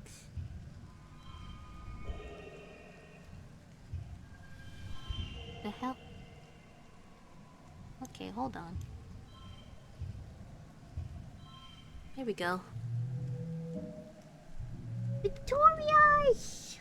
We're almost there, we're halfway! Ah. Hello, an enemy. Oh! Nougat is so cute! I've never seen Nougat in my life. Younger child of barely controlled energy, she loves games, especially sports ball. Oh, Nougat is so cute! Oh my god. They look like a calico. But like the colors are kind of like opposite-ish. Well, no, they remind me of a different cat. I don't know if it's still a calico though. I don't know this. Yeah, look at her tie too in the back. It looks like a bean sprout. I don't know if it is a bean sprout or if it is a tie, but either way, it's cute. And look, they have vitiligo. So cute. Nem and Nougat are stomping a big mud puddle in the soft ground outside the garrison, passing a sports ball back and forth and chasing each other around. Nem looks up as you approach and excitedly flails her mud at you. Hey, Sage, she says, jumping up and down. Look it! Look! She bounces, the sports ball on her knees. Look at what Nougat and me are... Oh wait, no, that's what an enemy's saying. Ahaha. I thought that was Nougat. Hey, Sage, look! Look it, look. She bounces up and down, bounces a sports ball on her knees. Look at what Nougat and me are practicing. Nem bounces the sports ball from one knee to the other a few times before launching it up into the air. She crouches and leaps after it, and it spikes with her head towards Nougat and yells. The sports ball duds into Nougat's chest, sending her sprawling into dirt. For a second, you freeze, waiting for crying to start. Instead, Nougat shrieks and laughs, clutching the ball as Nem jumps up and down and pumps her fist drastically. 4 points for the ball not touching the ground after contact, Nem crows. The crowd goes wild. The Garrison Galaxies win again. Woo! Nougat cups her hands over her mouth, imitating the roar of the crowd. Oh, that's awesome. I know, right? Nem stands up straighter and puts her hand on her lips. I'm gonna be just as good as my big bro someday, and Nougat will too. She rubs the back of her hand across the nose. Her nose leaving a smear of dirt. Hey, you should come by the sports ball pitch sometimes. I can show you some tricks. Nem and Nougat look at you expectantly. Maybe. Nem leans over and punches you on the shoulder. Aw, it's okay. You don't have to. I just think it'd be really fun. Sports ball is my favorite thing on the planet. Her eyes go wide. Maybe even in the whole galaxy. Me too. Nougat yells from where she's still laying on the ground. She picks herself up and carefully puts the ball down in front of her, and kicks it to an enemy. Did you see that? Nem laughs. She kicked the ball with her foot. Nougat's a natural. She's already inventing new ways to play sports ball. Future coach Nougat. Nougat puts her hand on her tiny hips. If you come to practice, you gotta play. She challenges, pointing at you. Nemi says, I get to be coach, so it's my rules. You and Nem both burst out laughing. Nougat is such a little character. Nougat looks so cute! I love Nougat's design! Nougat is baby. Ooh, new thing. Shall take. Ooh, I didn't realize this was a thing.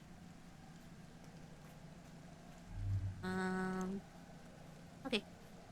Combat! We're almost there! Defense training?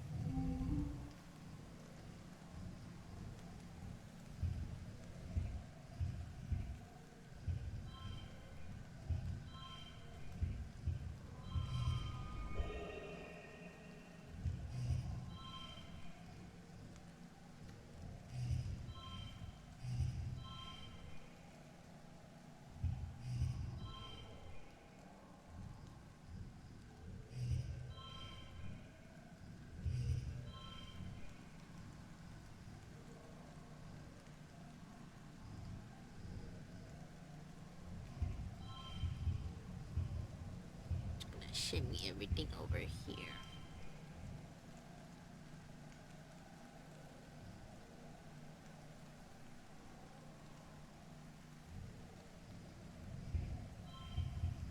Oh, that's why. Okay. Mm.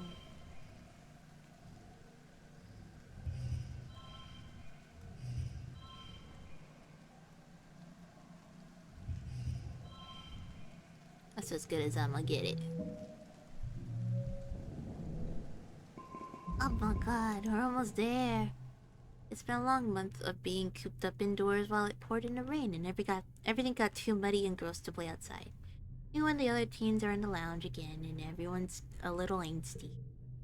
Tangent and Cal are bickering about something. Ease must be bored enough that he's letting Mars paint his fingernails. Nem is trying to do a dance she learned from watching holovids, and she's failing miserably. The sound of her music fills the room. You're starting to feel a little off too, but like, it's weird. Like, you want to yell, but at the same time, you want to take off all your clothes and streak to the colony square? Hello? What the fuck kind of. Nem dances a little too close to Mars. Mars's collection of nail polish bumping into the table and sending them all and herself clattering to the floor. Hey, watch it! Dee snaps. Dance your stupid dance somewhere else. It's not stupid. Nem sniffles on the floor. You don't have to be so mean to me. Boo-hoo, Mars teases. What are you gonna do, dance about it? Ugh, you're all so childish. Who even cares? Oh god, the teens are fighting. Hey, everyone just shut up. Oh god. Cal exclaims from across the floor. Honestly, you all fight all the time. You stay inside when it's nice and dry and you don't appreciate how hard everyone else is working. It's just whine, whine, whine. You're not better just because you work outside. Hang joins in. You're not special, Cal. If I wanted to, I could work outside. She opens her holopalm and files her fingers over the screen. There, see. Next month I'll be working in geophonics. How do you like that? Then you can nag me about my soft hands all you want. Edgot pokes her head in the from the command corridor. Children, keep it down. We can hear you all the way from the bridge. Everyone goes quiet for a second, then explodes into arguing again. Edgot throws her hands in the air and retreats in the howlingly defeated. Poor Granny. Time to go wild. Let's try to calm everyone down. Everyone ignores you and keeps squabbling. Mars chases Cal and everyone else chases her. But somehow you end up in the classroom. Suddenly Mars shouts, okay everyone, everyone. Okay, everyone, everyone. She claps her hands. 1, 2, 3, look at me. Everyone shut up. Everyone stops arguing and looks at Mars in shock. I have an idea, she says. We should decorate the classroom. No one seems excited by this prospect until she adds, with toilet paper. Come on, it'll be pretty. Now everyone's on board. You can feel yourself getting excited too. This is so naughty, you might get in trouble, but... you get into a competition. Oh no. Really, guys?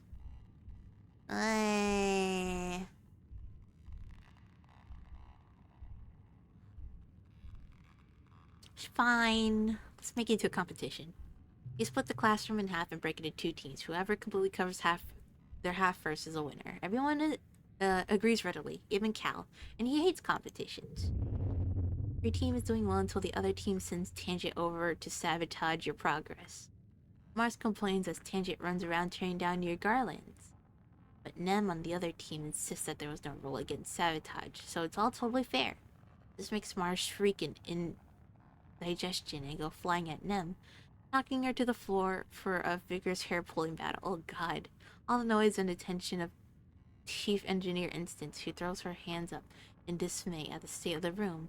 The kids scatter before she can make anyone clean up. The next day you feel all terrible. It feels like your arms or legs are made of lead. It takes so much energy to do anything. You could barely make it out of bed. All the energy from yesterday has been drained out of you. Then some. Oh god, we gotta take a break. They last for weeks. You're resting in the lounge with your friends, watching the holovids and gazing at your roasted pixie beans when your dad and Chief Engineer Instance come storming through the door. You! Instance snaps, smacking the bowl of pixie beans out of Mars's hands. Stop eating those this instant. Mars looks like she's about to smack some sense into Instance, but your dad steps in. I'm sorry, everyone. We were wrong about the pixie beans. They're not safe for you kids to be eating. You've been feeding us poison? She shrieks. Oh, ew, ew, ew. Did my dad suddenly try to kill me? Your dad spreads his hands. No, they're not. Don't worry, Mars. Calm down. They're not poison. There's just a chemical in them that hyperbonds to estrogen and testosterone. Ah, that's why we're acting the way we were. So basically, it messes with our hormones. It's been making your moods unpredictable and causing periods of hypo and hypermania. And Mars just stares blankly at him. He laughs awkwardly. Translation, he says. It's been making you kids act silly and feel sick. I'm sorry. Isis frowns. If it's doing this to kids, it's not long until it builds up enough to affect the rest of us too. Until further notice, no one's is to eat a single pixie bean. We lost colony food, and it ended our hormones. Your dad looks distraught.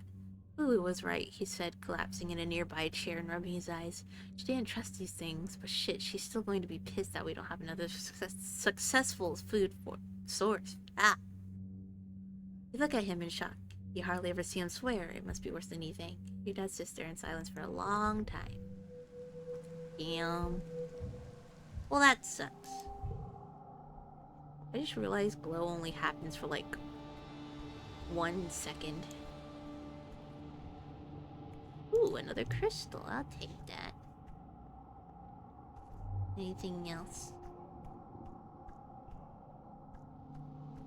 I don't think so. Let's do... we can't do combat. Let's do rest. Relax. You look around the lounge. Some friends are here. You want to hang out? Cal! Hang with our bestie! Cal is practicing hoverboard moves in a corner of the lounge. Because the boards never touch the ground, the adults can't really complain, and this way he has pillows to land in. He's working hard and trying and failing, flip after flip, but he hasn't even broken a sweat. He waits over to you. Hey, Sage, he says carefully. Do you want to practice with me? You practice with Cal for about an hour. Yeah, extra toughness. It's exhausting. By the end, you're sweaty and a little sore, but you feel good. I promise him you'll come back this month to keep him company. Ah. What do we want to lose?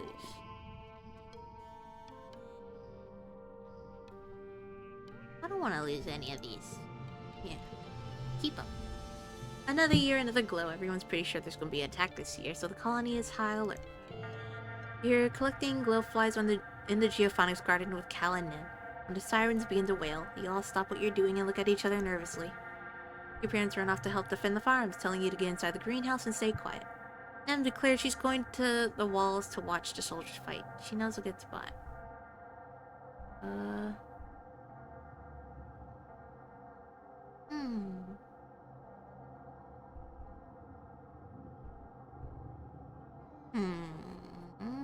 Let's go with Nim.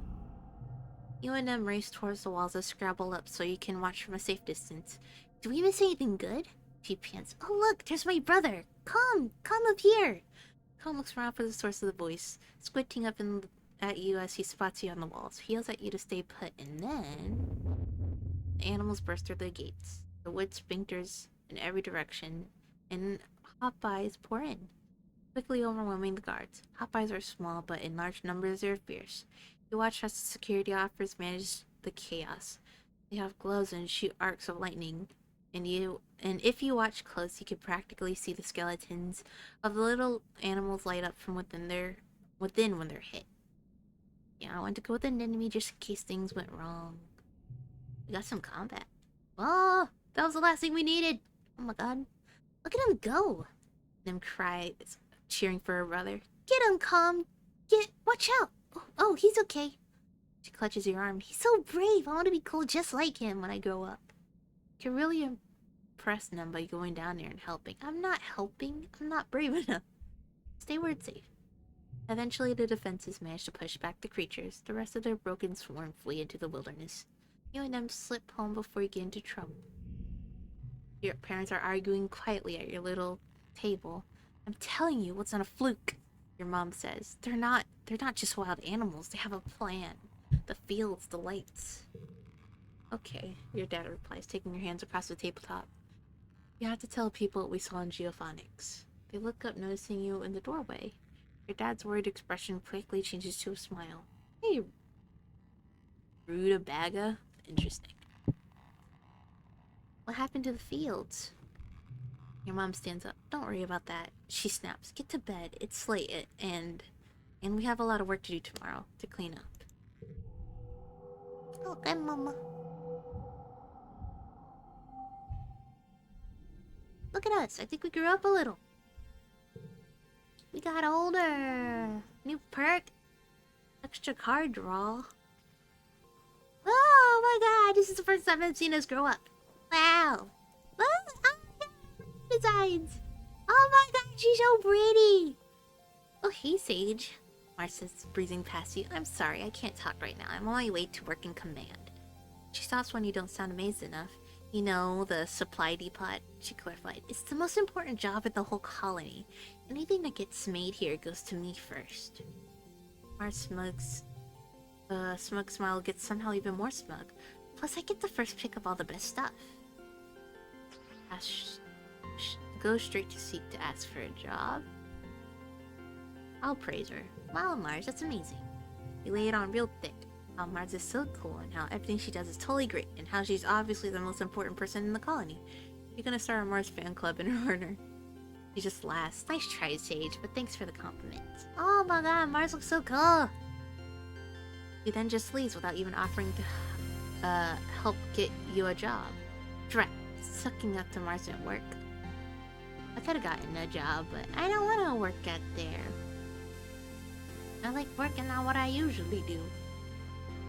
Look at him! Ah! We get to see all their cool older designs. Ow! So cool. Cal waves at you as you enter the garden, leaning on his shovel. Hey, Sage. He calls, but his eyes look past you down the path where an enemy is beating the absolute tar out of a training dummy. Her fierce battle cries echo across the colony, making Cal wince. She's been going totally hard lately, huh? He says. He scratches his face, smearing dirt across his cheek. She asked me yesterday if I wanted to spar with her. She said it would be good for self-defense. Cal smiles sadly at the memory. I told her I don't want to fight. Not her. Not a trainee dummy. Not anything on this planet. For real. I've never seen her get so mad at me. She called me a baby and told me I'm just gonna end up forcing everyone to protect me because I'm weak or helpless or whatever. He seemed upset and stabbed the ground a few times with his shovel. I don't think it's right to fight anyone, especially the Xenos. They were here first, he says. What do you think, Sage? Sometimes you don't have a choice, in my opinion. Geez, you sound like an adult. Cal grumps. They always tell us to see both sides of an argument, but I tried and He shrugs. I just think if you have to hurt someone to get what you need, you don't deserve to have it. What if you're really hungry? What if your loved ones are in danger? I mean, that's totally scary, but you kind of shouldn't be putting your loved ones in situations where they could be in danger in the first place.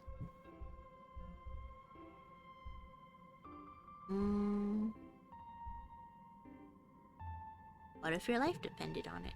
How's that fair? Their life depended on it too. You can't just decide what you get, that you get to live and they don't. What if you're really hungry?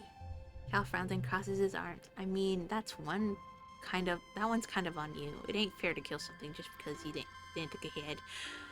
Cal, are you a vegan? I have a feeling you're a hardcore vegan, which makes sense. I think this whole, thing, everyone here is a vegan, to be fair, from hearing our sources of food. What if they attack you first? Cal throws his arms up in disgust. If something attacks you first, you probably did something wrong. Maybe you shouldn't keep going to places where things want to attack you.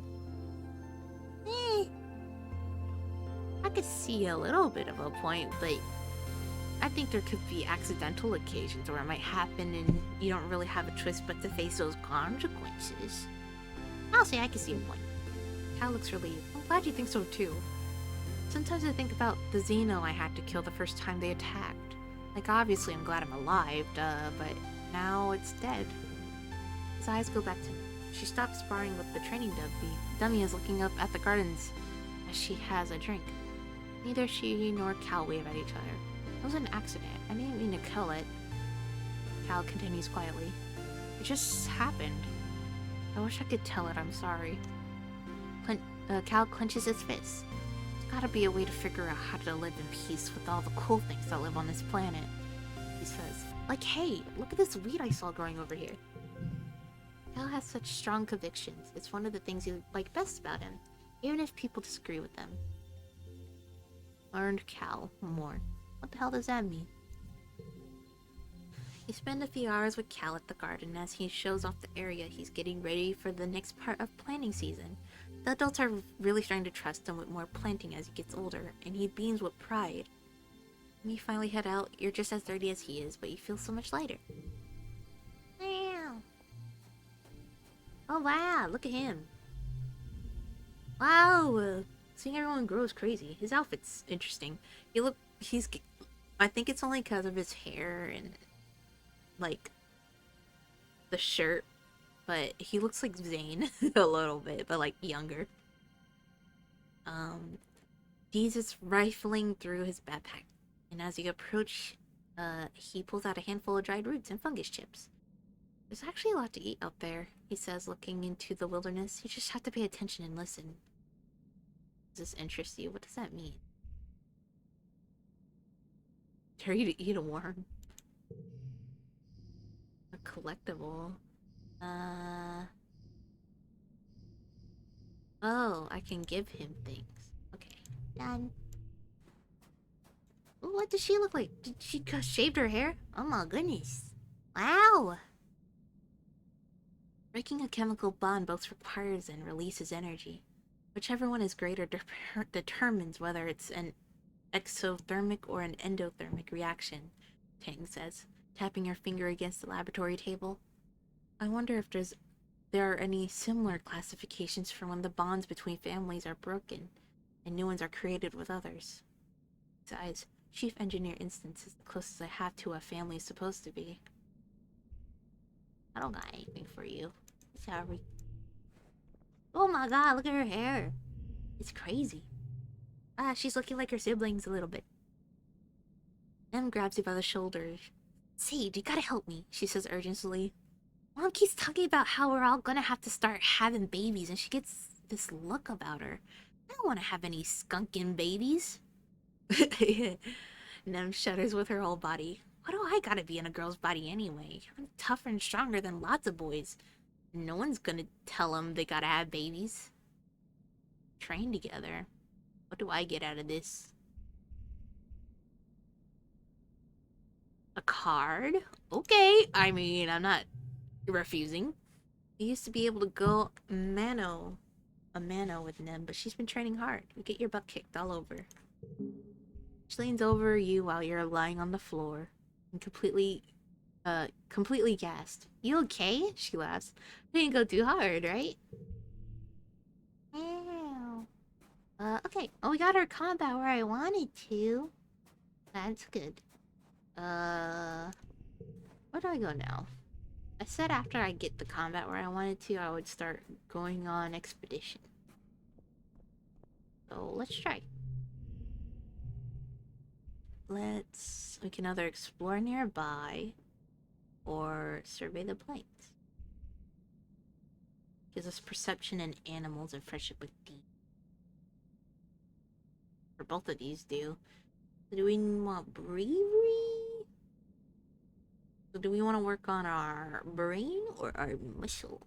I mean, this one also works on muscle too, but it's mainly perception stuff. This one gives us animal. Oh, this one gives us a lot of perception too, though.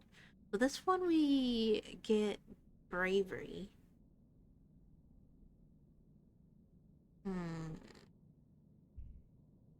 Do we want bravery, or do we want to focus on our perception and animal stuff?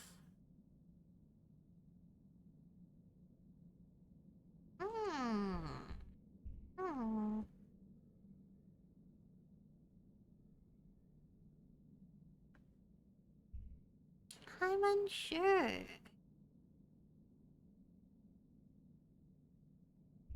I think maybe survey the plains. Ooh, what's happening? Oh my goodness, I get to explore for realsies? Events in this area can be done in any order. They won't cause time to pass, but will increase your stress. Return home via the Expedition Depot flat or the home button at the top left of the screen. Watch for collectible items. Oh my god, we can get collectible items! I mean, that's not too surprising, but... Ow! Much gameplay I didn't know about till now. So cool! Ooh, what this? One of your jobs as a surveyor is to document the flora and the fauna through photographs. You spotted a small animal in the crook of the tree, so it's perfectly camouflaged. You can only really see it when it takes a breath. Oh goodness. I'm not good at perception or animals. I'm slightly better with animals, so I guess I'll try.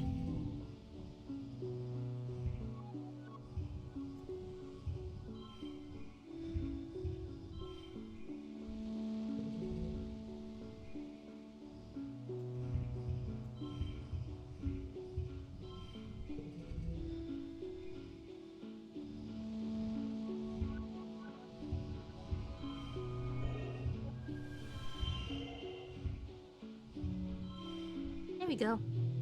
Victorious! You cautiously crawl up beside your subject and raise your hollow palm to get the best close-up as possible. Ouch! Just as the camera takes a photo, your subject bites you on the finger.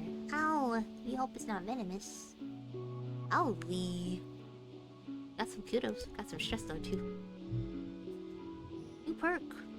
Level 2 pets. Upgrade pet cards. Oh, pet cards? Hello, lady. When you boarded the Expedition Autobus this morning, you didn't know what to expect. It treadled you and the other surveyors a few clicks north of the Prosaic Plains in the high flat area with a cooler weather than your colony. You could barely control your excitement as you watched the landscape change, and now you're here. You're finally old enough for a real survey mission away from the colony. How old are we? 14? You greet Chief Surveyor Utopia at the depot. This here's a flask cutter, she says, handing you one. It's a tool for cutting and heating things. You can use it to make a fire, casterize a wound, boil water, and it cuts some materials pretty alright. You can use it for self-defense too, but I don't suggest it. Are we gonna be in danger? She makes a so-so motion with her hand. This is a quiet area, and what we're doing, we're not supposed to be in danger. We're just gonna be taking notes and pictures and keeping track of all the flora and fauna we see. Just don't touch anything unless I ask you to take a sample. Everything is potentially dangerous, and we don't know much about what's out there. Which is why we need surveyors, even on youngins like you. And what are you gonna do if you see something coming for you? Avoid it! Good kid. Yay! Utopia approves, patting you on the back. You don't need any trouble. Ish joins you. You must have come earlier on the autobus. Ah, there you. Good, you're here. Utopia says, digging out another glass cutter for D's. You two greenhorns are with me for the foreseeable. Now we don't gotta sniff each other's butt all the time out there, but I do expect y'all to be in yelling distance. Comms get spotty out here. Okay. Utopia also hands you a surveying drone and shows you how to launch it. It automatically performs local scans of wherever you go. Your detailed scans still need to be done manually. You'll return here to the depot. It'll upload its finding in the holonet. Your job is to cover ground and see what you can do. Yay! I just want to do things. We found something over here. There's one more thing up there. What's there? Oh, there's a log here. What's this? That thing. It looks so cute. I don't think I should be touching it, but... He almost bumped into D's. He's being so still and quiet, hunched over and looking down a little... No. He shushes you as he points. Don't scare them. You follow his finger and see what looks like a bush shaking violently. 2 bushes actually, at opposite ends of the clearing. Wow, they look like weird looking turtles. But like, they don't have like shells, they have bushes and they're very buff. They're bush bugs, he says, fighting over territory. You look more closely through your holoculars. Oh, those boulders are alive. Neat, I hope it's bloody. How do you know that? He shrugs. If you're quiet, you see them a lot. You watch the two creatures face off, rhythmically rustling the leaves that grow out of their heads and back their gangly branches like antennae, hanging over their heads as they rear up their full heights. Even from afar, they look imposing, like agile boulders. One goes and the other, and then the other. They watch each other carefully, alternating and repeating each other's motions, trying to outdo each other. Ultimately, the smaller, more graceful one seems to be declared the winner. The loser plops back down and shuffles away into the jungle defeated. Interesting. Time passes. Okay. It's just like a lot of little event spots. We can't really go around them. I guess I'll go over here. You stop to watch a herd of shaggy purple-furred animals slowly meter down the slope.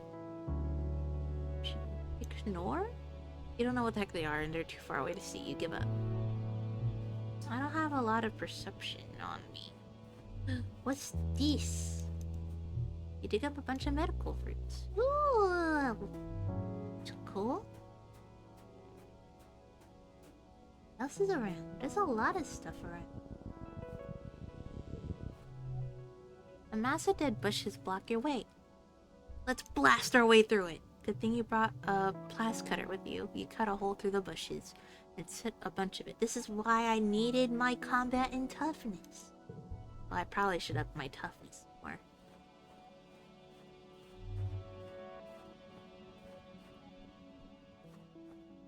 Ooh, another thing.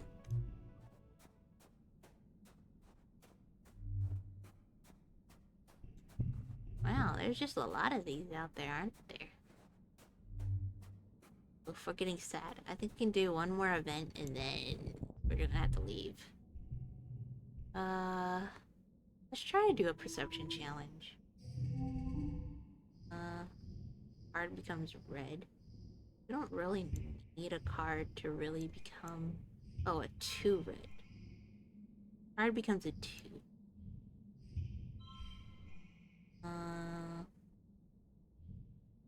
That's the only one where it's beneficial to, so I'm gonna just do that for now.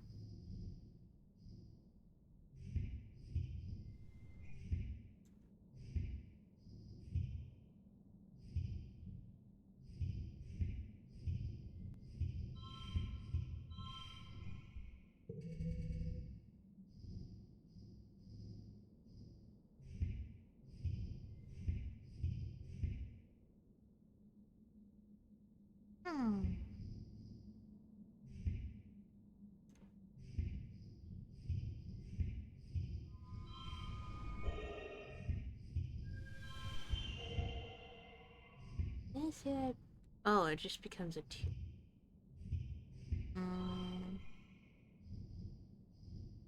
Okay, well that's fine. We can do this. Yay! Okay. You keep putting one foot in front of the other, relying wayfaring and a fair bit of luck to make your way through. But you see something inexplicable. What the heck is that? You squint into the driving snow, but all you see is white. On white, on white. The slightest hint of movement. It doesn't even look boreal.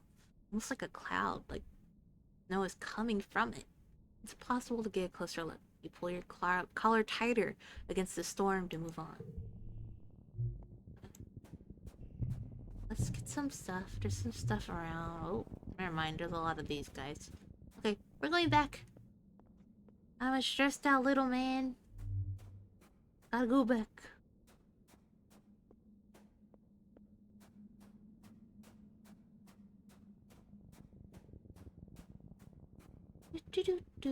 But yeah, that's interesting. Wow. Cool to know we can do this now. We got a lot of stuff. That's cool. Alright, we're going back. We're going home. Yes, go home. But it takes a month to explore. That's interesting. It's your birthday! You wake from a night of blissful, peaceful dreams. No nightmare, no premonitions. How old am I? Oh, 14. I just turned 14. Just a pleasant feeling of contentment. You stretch your arms over your head, blinking in the watery quiet sunlight as quiet sunlight that seeps through the porthole window. Things are always changing on Vitrumna, but you can't help but feel like things are changing for yourself too. Not your body, but your mind. Your emotions, your future. 14's gonna be your year. Your parents have been working around the clock since the last attack, trying to get the fields right again, in time for this year's planting. Snow has already started falling, and every day they come home complaining about having cleared.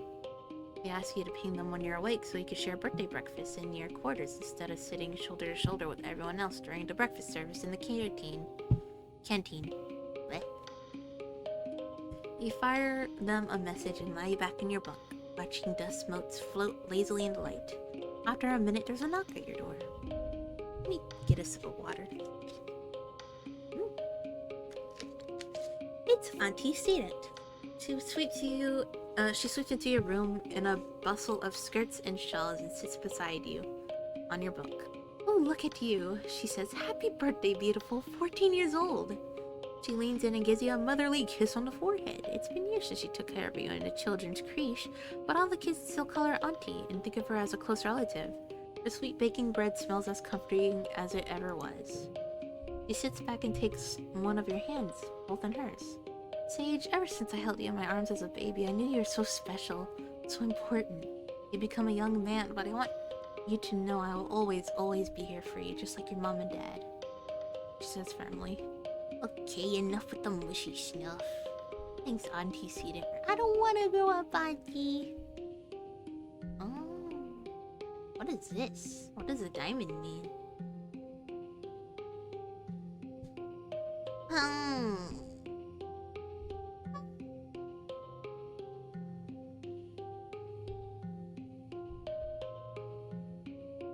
I'm gonna say enough with the mushy stuff. She laughs and releases your hand. Well then, Mr. Maturity, how about you call me Aunt Anne from now on, like the other adults do? Now come on in here, Aunt Anne says, spreading her arms wide. Give us a great big hug. You hug her, enveloping yourself in the warm and familiar softness of her. Over her shoulder, you see Nem standing in the doorway. Well, her hair anyway. She's been growing it out. There's no hiding it behind a corner. She skips into your quarters. Happy birthday, bud, she says, bouncing on your bunk. Way to get older. Enjoy being 2 years older than me for a few months. Thanks. It's good you're both here, Anne says, now that you've both been menstruating for about a year. Nem makes a face and mutters yuck, but Anne continues. You're both eligible for the sensation implant. Among other things, it will prevent the bleeding and pain and the emotional roller coaster of your monthly cycle. Oh my god, I wish that was real. Haha! Oh my god, our first visual. So cool. Mom! Nem hollers. Gross! Do you have to tell everybody about my cycle? I just don't want to get pregnant, okay? And laughs. Well, yes. What the fuck?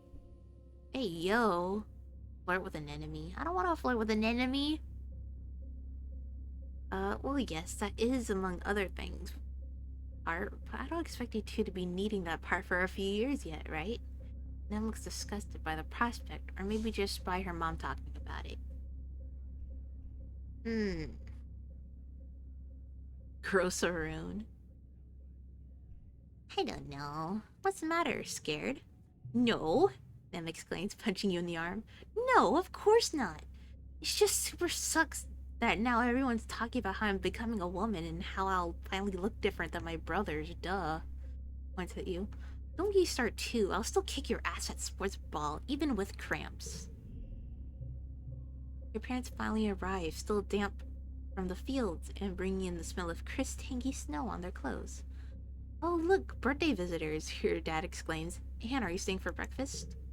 Anne reaches into her bag and brings out a sack of tiffins.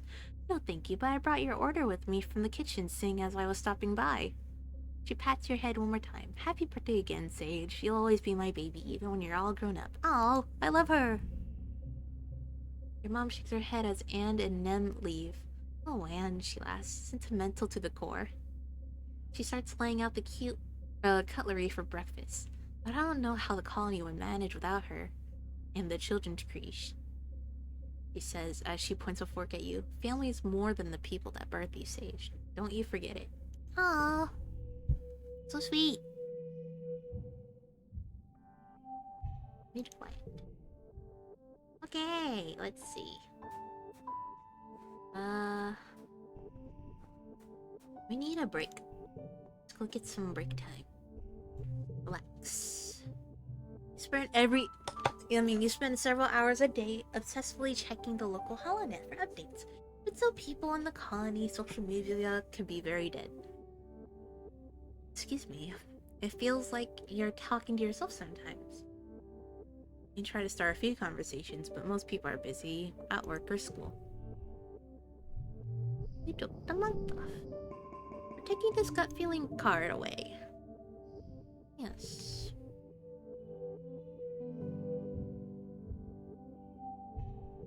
Okay, we are back to being our happy selves. Let me see what I want to do. I want to get our toughness up more. So I'm going to...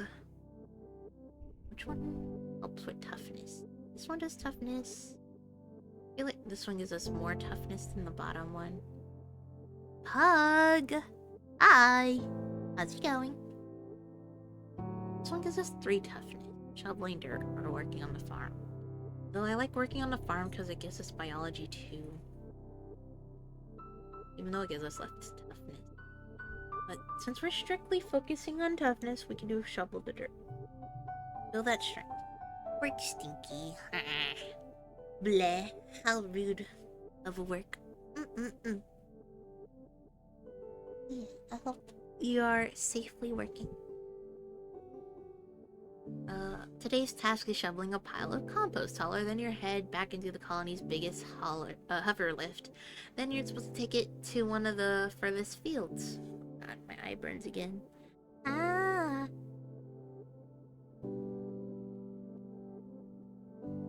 They're trying to grow corn there. You stare from your little shove up to the massive pile of compost inside. This is gonna take forever. This is gonna be fun, Cal declares as he jogs up. He looks admiringly at the tower of dirt mound. He drops a small ball into his shovel and tosses it to you.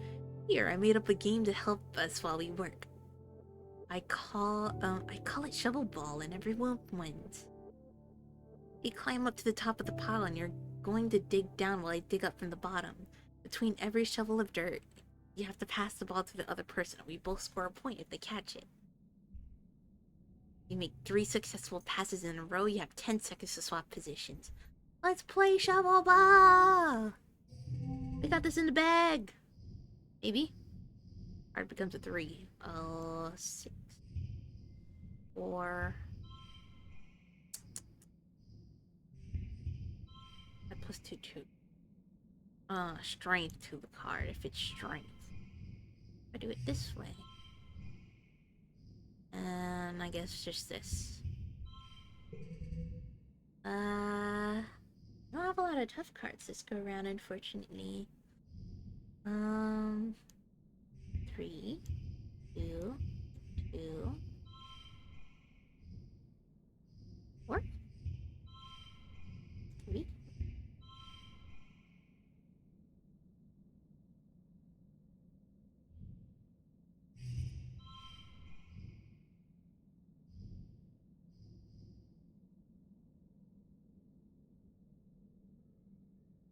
Oh, I see. I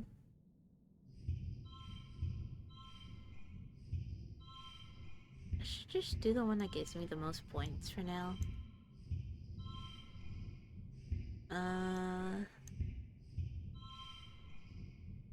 Does that give me more points, or does this? That gives me more points. What about this? We're just gonna play around. Okay, this one gives me the most points. We do this one. How is Sage? Sage do good. Sage was productive today. I woke up really early today since I was, helping my aunt with deliveries.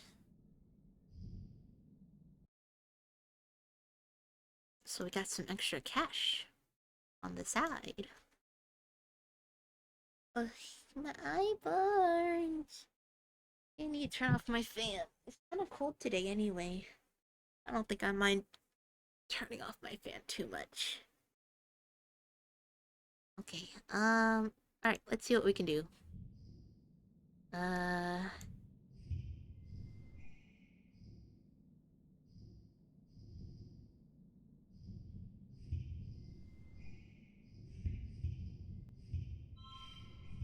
feel like it should be this way.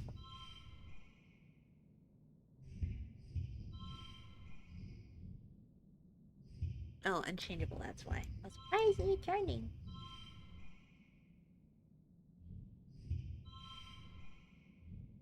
Uh...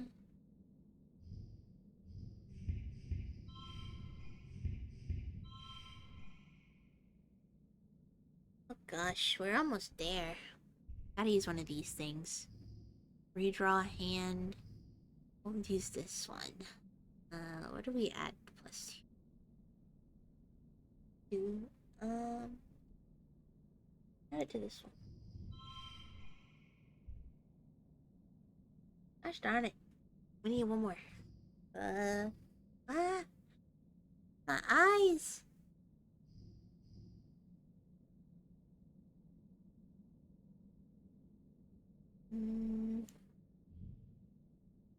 This one?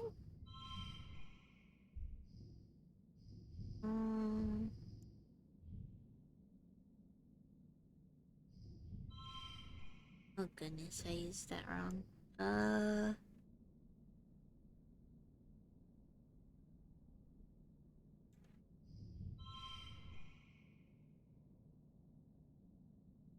33.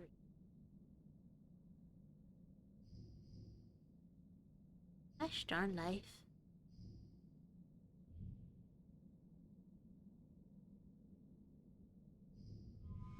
There we go. I had to use a lot of cards for that. Good thing I went exploring. This game is so breathtakingly stupid, and you actually kind of love it. Before you know it, the compost heap is all shoveled up and loaded onto the hover lift. Al is careful to never say which of you is better at shovelball. It's a cooperative game after all, and he just is happy to spend the afternoon playing games. Damn. Plus 2 cards with lower values. Wow. Got some friendship with Cal. Toughness. Gain the memory. Good, good, good. Got that toughness.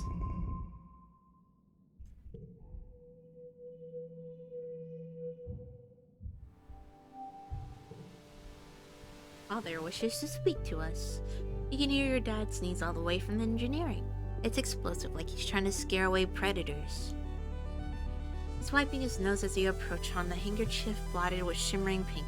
Lately, he's also surrounded by a fine dusting of pollen that clings to him whenever he goes. You keep brushing the glitter off things in your quarters. He gives you a hug and then brushes pollen off your shoulder, laughing self-consciously. You haven't heard him laugh much lately. He's been working hard trying to improve the colony's food supply. He's showing signs of malnourishment too, though your mom is worse. You're worried for both of them. Your dad's skin is kind of shiny and patches. He sees you staring and rubs his hand over his arms. Sparkling dust poofs off of him in little clouds, scintillating in the light. Oh yeah, that's a new symptom, he says. Seems harmless though.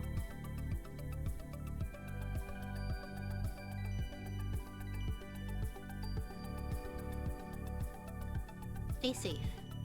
Don't you worry about me, kiddo, he says, knocking you with his elbow. You stay safe out there, running all over the planet, getting into trouble.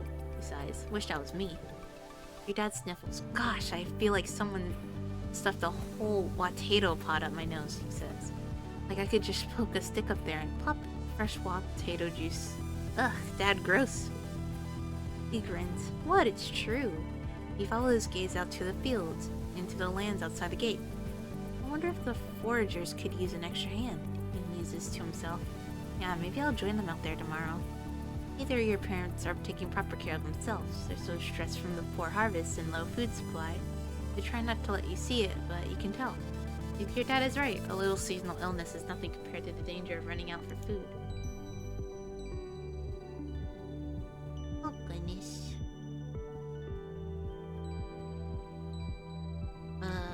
Should we spend our stuff? Let's see if they have anything new. They do. Autoplay best hand. 50 plus combat. Oh wow. That's crazy. It's 300. It's 20 plus combat. Plus 5 toughness. Wow, these cards were crazy. This 50 could do crazy though. Maybe we should save up for 50 combat. Or... I don't know. I think that could come in handy a lot. I think we should save up for it. For worst case scenarios. Even though our friend doesn't like it, but you know. I still want to be armed, just in case. We go to grab a wheelbarrow from the barn where Kel keeps his pet dilly pillar and find Cal standing over her empty trunk. Pops is nowhere to be seen. What happened to Socks? Cal sniffles and wipes his face before turning to you. She's gone. He mumbles. I came to see if she would eat some cornbread and she's just gone. Look, there's a hole in her box and everything. You don't really look sad. I don't think you're using your sad expression. Looks like Socks must have choose her way out. Cal is on the verge of tears again. She doesn't know how to survive on her own, he wills. What if she starves? What if something eats her? What if she's scared?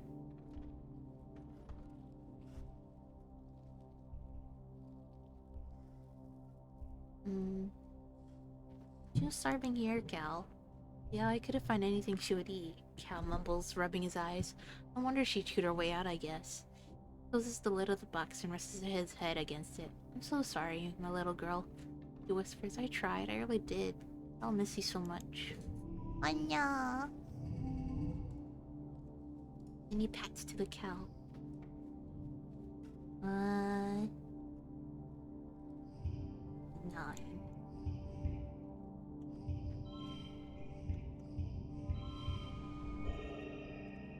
Sure.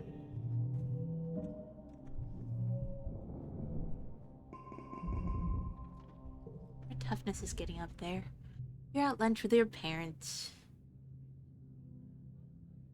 You're at lunch with your parents. Sliced soy cakes and watery broth again. Great. They put down their cutlery and look at each other and then you.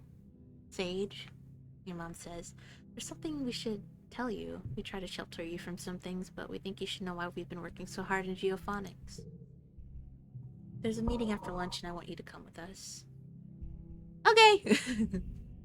Jesus, that okay. But it is good for us to know. You follow your parents to the council room. Mars has also tagged along and you take a seat near them as your mom and Aunt Anne stand to address the council. After Edicott officially calls the meeting, she gestures towards your mom. I'm not gonna mince my words, your mom says firmly. All of our efforts to increase food production in geophonics has failed, especially given the failure of the pixie beans. The destruction of the fields during the last attack put a nail in our coffin. By the end of the year, the colony will run out of food. The rest of the council murmurs in concern. You and Marge exchange horrified looks. You've been doomsaying about our food supply for 2 years, Flulu. Brett questions. Do you mean to say we're past the point of no return? Your mother nods grimly. I'm afraid so. Even with rationing, without securing a veterinarian food source with our supplies will run out by wet season. He gestures to Anne. His face is grave. Anne and I have gone over the supplies and come up with food plans. We've crunched the numbers. Your mom sighs and spreads her hands. I'm sorry, Geophonics should have been producing better by now. We should have been able to wean ourselves off soy rations. During wormhole transit, when we lost our hydroponics and the whole breach, besides again, I know I've said it so many times, but our crops just don't grow here. We needed those algae tanks. We needed the microbial soil from Earth.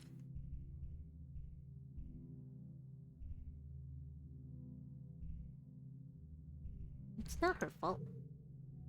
It's not. The survival of the colony shouldn't rest on one person's shoulders. It's not fair. She's been working harder than anyone. She did everything she could. The council mumbles in agreement. You decide they probably never really blamed her, your dad. The only holdout is Mars, who crosses her arms and grumbles that it's clearly a problem with leadership.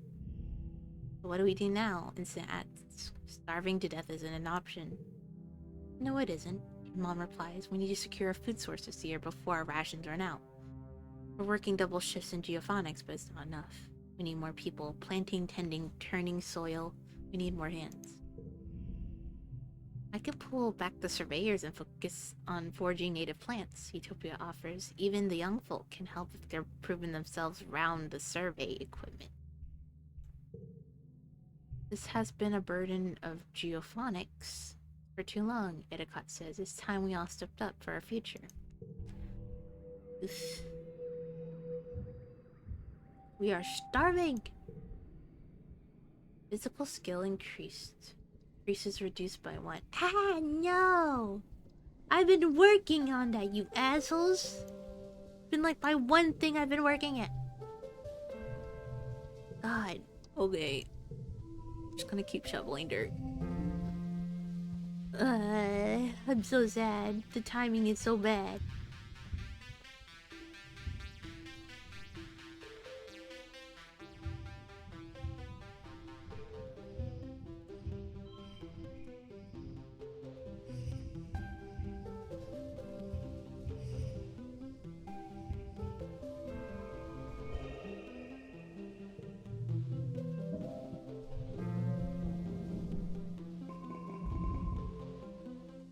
Okay, well at least our toughness is at 2.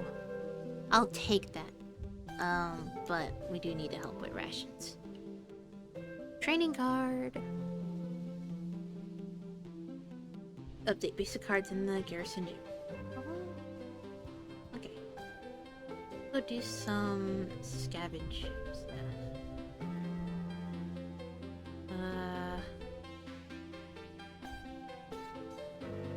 It does foraging, you know what? Let me see. Perception and biology. Okay. I actually don't mind that. Biology is something we've been learning anyway, so. Egg! Thank you. Utopia greets you warmly. Oh, we need 20 perception. Age! I'm glad you could make it. We need everyone we can get out here right now, boosting our food supplies. Good luck hunting out there, she says, handing you an oversized backpack, more like a basket than a backpack. Use your holopalm to identify edible and medical plants, and just throw them in here. I'll sort them back at base camp. Oh, and keep a lookout for creatures. It's pretty peaceful out there in Valley, but even a little bug will get you if you're not careful. Go slow and pay attention to your surroundings. If you're unsure about something, don't approach it. Stay on the path and don't get lost. We don't call it the Valley of Vertigo for nothing. Any questions? What the hell? The flirting. What sort of things should I collect? Utopia shows you how to use your holopalm to determine if something's edible. There's a whole category on your holopedia, including photographs and scientific names. It's mainly plants, though there are some minerals and other things that don't look edible at first glance. There's a lot out there we haven't found yet, she says. Document anything you find that looks like it could be useful, but don't put anything in your mouth until you check with me first. Even if it looks edible, it might be a lookalike. Even the plants are sneaky. You're about to leave when Utopia snaps her fingers. Hold up, Sage. We're also investigating some species we might domesticate. Those we'll want to tag and capture. Ideally, we're looking for herbivore creatures that already lived in herds and are either produce something edible or reproduce something quick enough we can slaughter them for meat. If you see anything that fits the bill, tag them and bring them back. Okay. Oh, whoa. The way we travel on this one is crazy. Ding. I take you. Thank you. Gonna help with my cards. It's a creature! Oh my god, you. Oh, there's an egg. Oh, grab the egg. Grab the egg. There you go. Look! Your path is blocked by a massive 8-legged xenofauna. Thing between a spider and a squid and a bear. It's enraged, grunting furiously. Oh. I don't want to fight it. Sing to it. But frick. Watch it.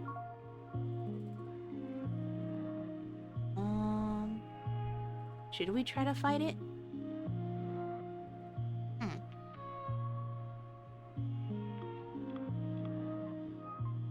Let's try to sneak away. I can't really get around it though, so we might have to fight it. What happens if we watch it? Okay, we're gonna fight it. Oh, we're not gonna make it. Ah, well. Oh, well. That sucks. Oh. Well, maybe. I can't lose all hope, but still. This is icky as heck.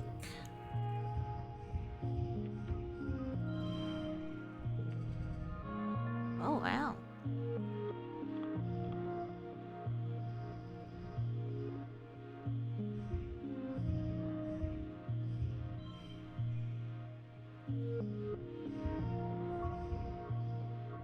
Does this mean it could be like a part of anything?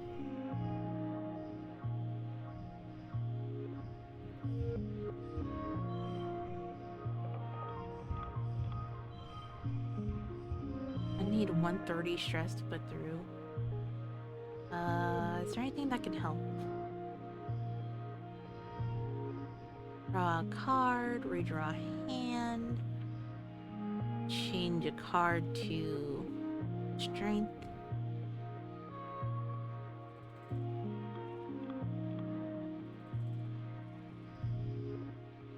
This could help.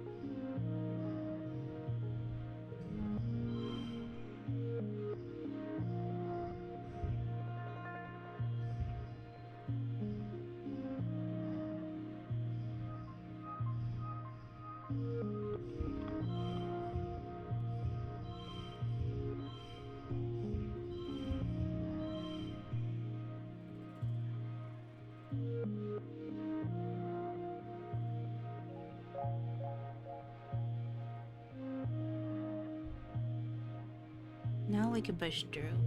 Though we're really stressed now, but Topia has told you over and over to avoid dangerous Yuafana, but if you don't stop it might hurt somebody, and it could be edible maybe. You pull out your blast cutter and charge the beast. Your blast cutter slices through the creature's soft skin more easily than you expected, neatly removing a tentacle, and it yelps in pain and collapses, whining and licking its wounds. You look into its frozen, multi-faced, faceted eyes and see innocence and confusion. A toddler who skipped her nap. The beast falls asleep.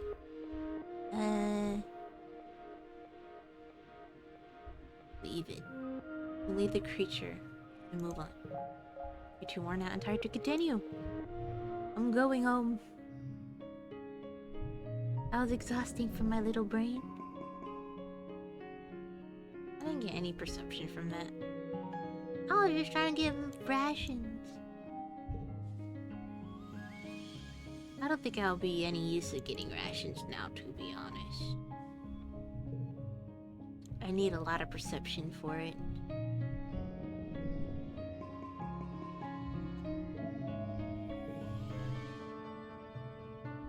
It's time! What Anne lacked in resources, she made up with care. Dishes are lovingly plated. Soy cakes glisten, steam rises from the buns stuffed with mince. There are great pictures of vegetable broth rendered out, even the most inedible food scraps. There's a neat stack of sugar cubes for dessert, a whole sugar, what a luxury, and an underwhelming feast, that'll be the highlight. Governor Edicott. Welcoming species seer is short, her frail body trembles as she welcomes you all to Ventrumnalia with a dry, whispery voice. Then has to be off stage. Like all you, she's been feeling the effects of famine.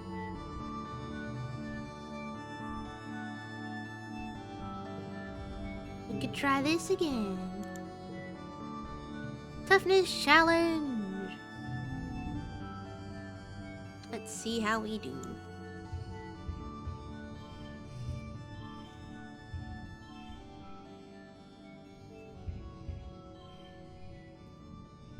Okay, next round.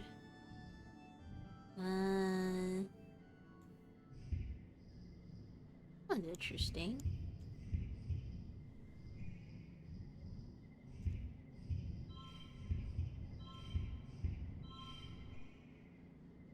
$15, $17.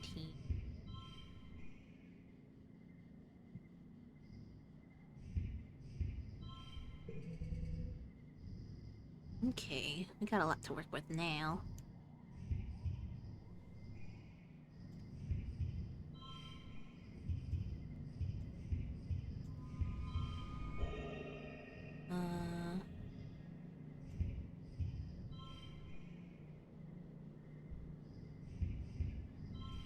There.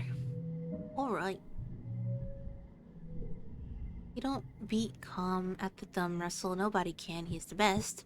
But you managed to hold on through 30 tense seconds of maneuvering and fake-outs, and double fake-outs. The man is the master. In fact, the things you learned from Calm in those 30 seconds could be applied to the bot you have to wrestle at the end of the contest. You wonder how you never noticed before how much of bot wrestling is finesse and not just brawl. Or brawn.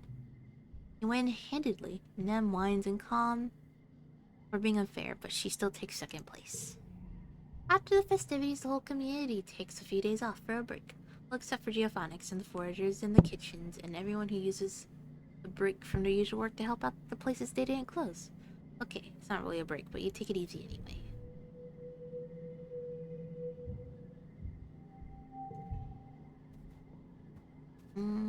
Anyone wanna talk? I don't think there's anyone who wants to chat. Well, I could chat with people myself. Cal trottles by you with an empty wheelbarrow. Hey, Sage. Get in, we're going planting. Wanna hear a nature fact? What's this? Who is that? You tell him about the time Tang brought a skunk for a show and tell in biology. He got all scared and made the worst and smelliest stink you ever had smelled, and now everyone thought Tang had farted. Is that Tang? Yeah.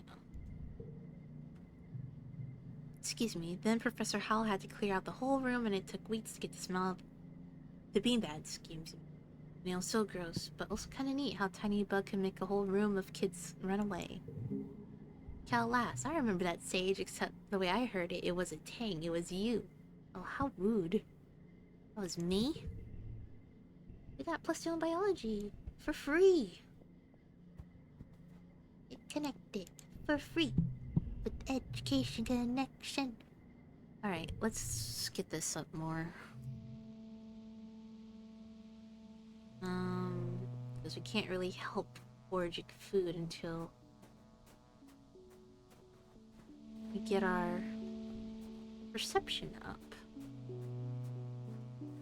And the only way we're gonna do that is by exploring.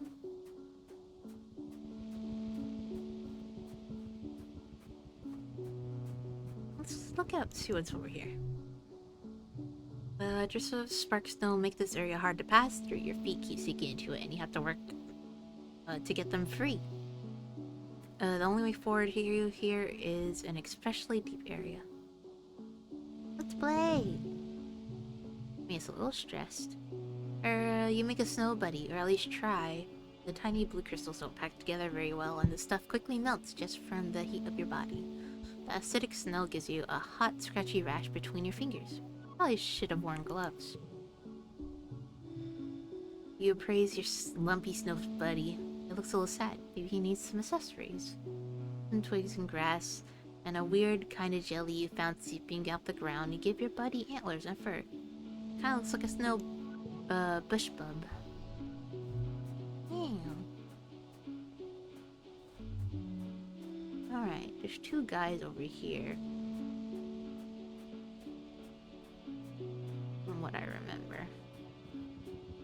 So, either way, we'll go over here. You spot some familiar looking fruit. Hey, you've seen this bush before. That's no rock underneath. It's all part of one creature. An absorbent photosynth. A bush bub. It pays no attention, continuing to blend in with the rest of the surroundings, looking like a boulder. Sure. You're not letting it get away from being delicious. Ah! It hates us. We're not very good with animals. But I'm gonna try to calm down anyway.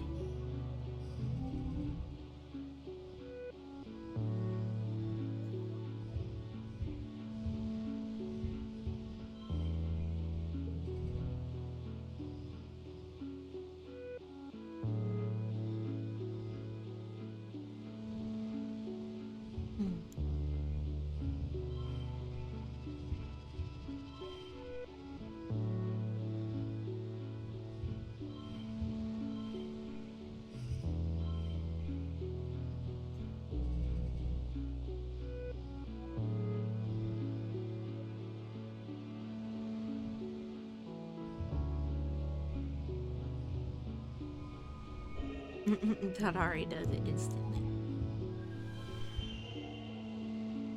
How's the game? The game's going good. I'm having fun.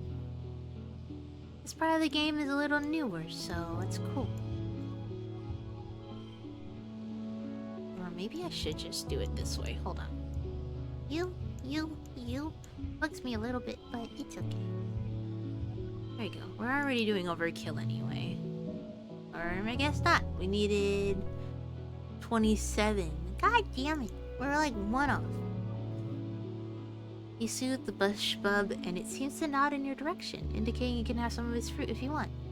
Only take a little. We got some food! Thanks! Oh my god, the turtle was so sweet! I think it's a turtle anyway. Well, it's a bush bub, but it resembles a turtle.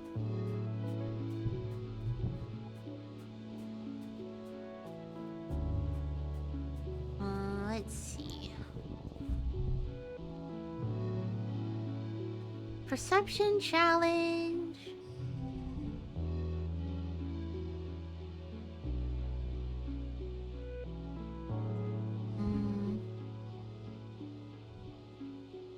I don't want to use all my good red cards yet.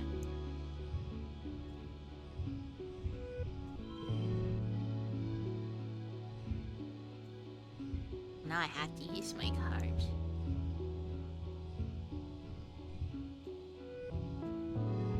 Four.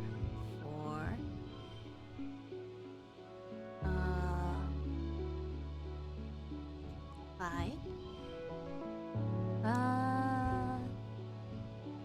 We'll do this one. Oh my god! Yummy, delicious card deck. We'll do 8 or 9, 8, 7 or 9. Oh god, this way. 7,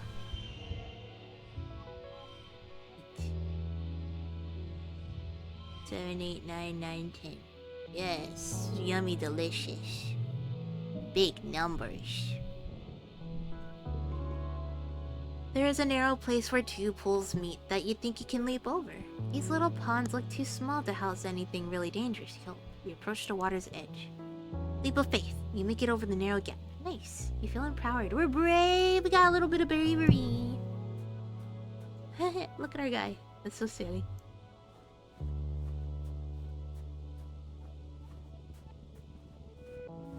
Alright, let's see what else there is. The water in this pond is slightly greener color than you're used to seeing. It smells sweet, but kind of acidic. Drink some. Identify it. What does that do? Or not a do, but like, I wonder what that, like, needed. Perception? You collect the sample to analyze, and then hide yourself under some large mushrooms to watch the local fauna come and go. The smaller creature sniffs the water, but leaves without drinking it. Then a massive creature lumbers over. It's easily 3 times your height. Your hollow palm identifies it as a Balneal photosynth, a dog-style creature that feeds only on algae by filtering water through its long snout. It lists his leg. Oh! This pond must be where the Balneal photosynthesis marks their territory. You check your anal... I forgot how to say that word.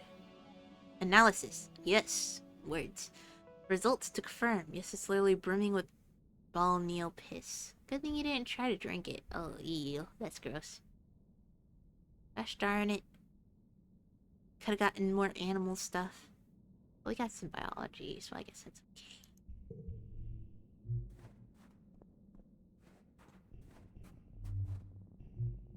Solve this starvation problem. Oh, hey. Hey, Sage. This greets you cautiously as you pass a narrow path. Hey, do you want me to show you something? These almost never makes overturns of friendship. Whatever it is, it must be pretty cool. Sure, show me stuff. You follow him for nearly half an hour. A couple times he stops to listen for something, then continues onward, tromping through the fields of broad topped mush trees and swaying antler ferns. After a while, you start to wonder if he's just lost. You're about to say something about it when he holds his hand up for silence and directs you to crawl under a huge mushroom. On the other side, you have a view down to one of the perfectly round ponds. Taking up most of it is an enormous Xeno, its legs deep underwater. It's a balneal, Dis tells you. They live in the swamps. You don't usually see them here. Well, I just saw one earlier, so... This one seems totally at home. It dips its long neck and even longer mouth into the pond, sucking up water from its bottom and spewing it out of a spout at the back of its head.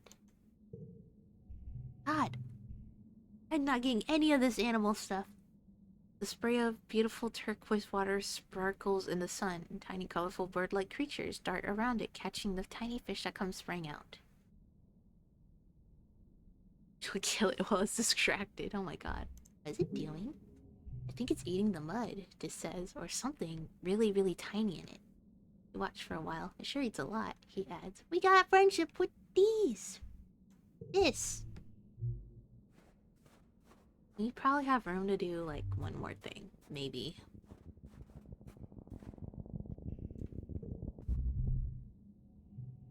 Bravery challenge. I'm not brave. Friendship, yeah. This was a weird child. We didn't really get along with this when we were younger, but he seems to be cool now that he's able to explore. He's expressing himself more, so that's nice. Maybe we can be friends more. I'm sending you some of my courage, thank you. I'm not brave at all, as you can see. I only have 2 bravery, but this can help me get bravery, so let's see if we can get to it.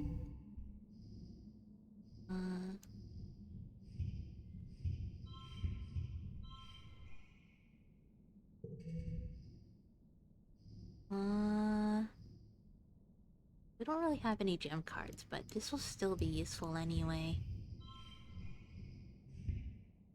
Do this. 5.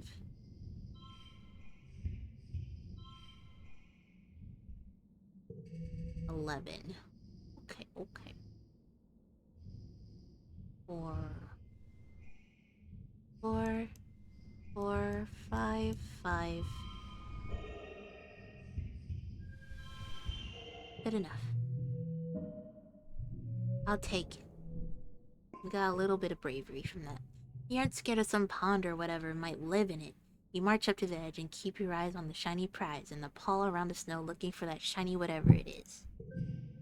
It looks like it's a pretty crystal, just sitting on the ground. Good find. Oh, we just got a assist card. I mean, that's not bad, but... I was hoping for some cooler. Okay, yeah, we're gonna go home since we're getting exhausted. We need to relax at home. I don't think we got a lot out of that. Ooh. That medical route. We got a lot of assisting cards though, so that's not too bad. But it's time to go home.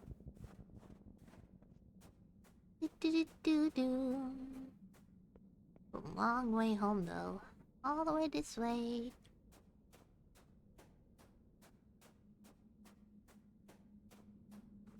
Mm-mm-mm-mm. Let's see, and then we could check up on our friend Cal. I wanna go home. Yes, go home. You're back. We got one perception, technically. Nothing crazy.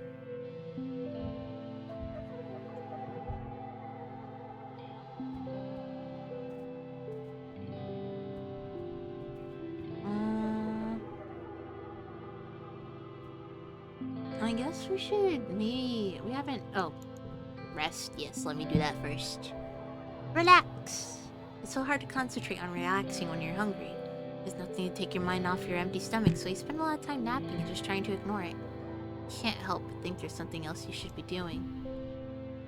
We're trying our best. Yeah, forget that one. Not a lot we can do.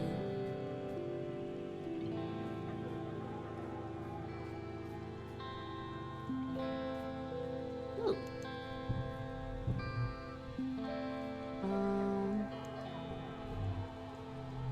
Maybe let's go help with our dad.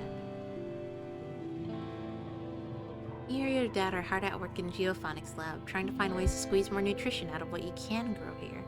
It's a long-term solution, but everyone is starving now. You can't help but feel like you'd be more helpful out in the fields.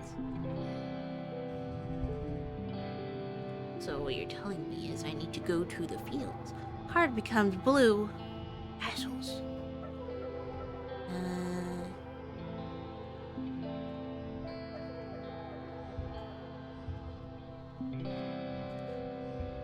Oh, okay.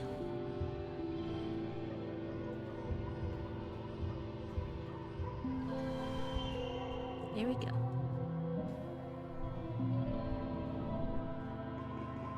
At least we're getting our biology up. Let's see what we can do in the fields. Work on the farm? Someone broke into the gardens last night and stole some green tomatoes. What a waste. Not only were they probably too bitter to eat, but now you don't have the seeds to plant. Your mom is furious.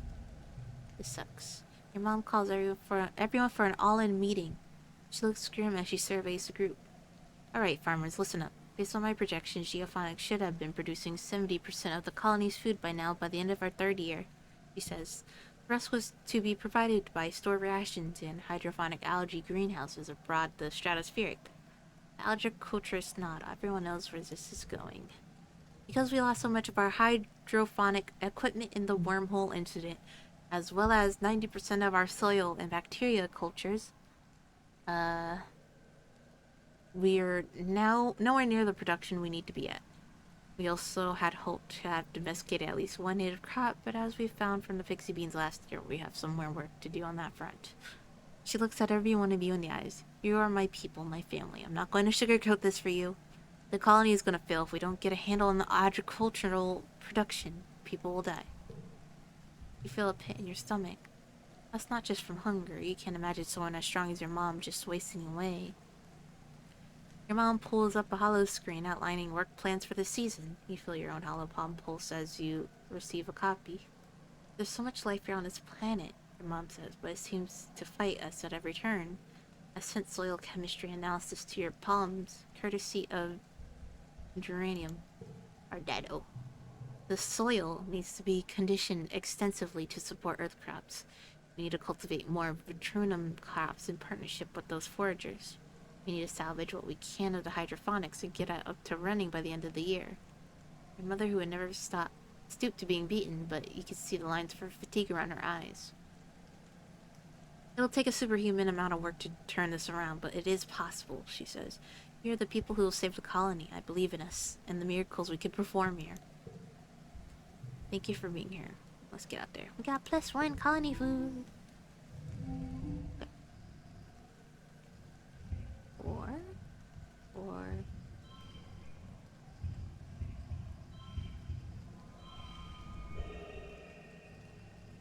Yeah, that's all we can do, really.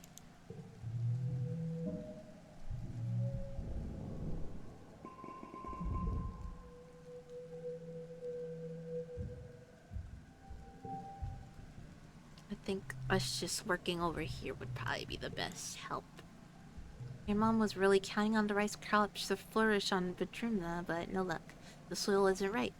It hurts to have lost such a stable crop. You find your mom almost collapsed over a sack of soil, her head in her hands when she hears you. Her head snaps up and she wipes her eyes. Try to leave quietly before she realizes you saw her cry. This sucks.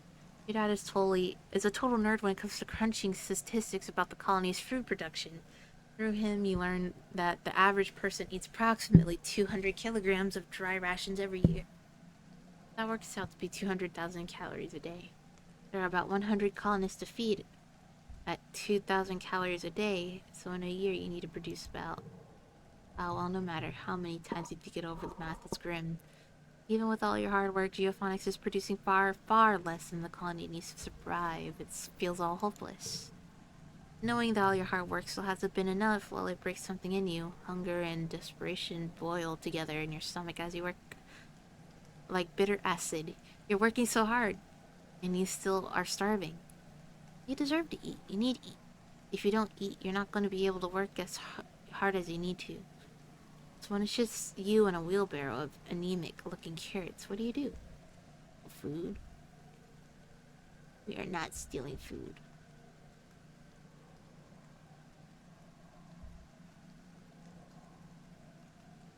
We are not stealing. It takes extraordinary amount of willpower, but you get all the carrots weighted and delivered to the kitchens. This food is for everyone, not a lot of food for 100 people, but at least you can starve together.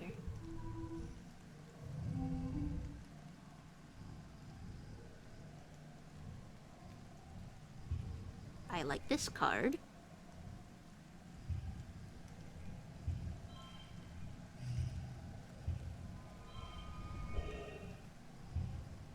Won't be in order, but...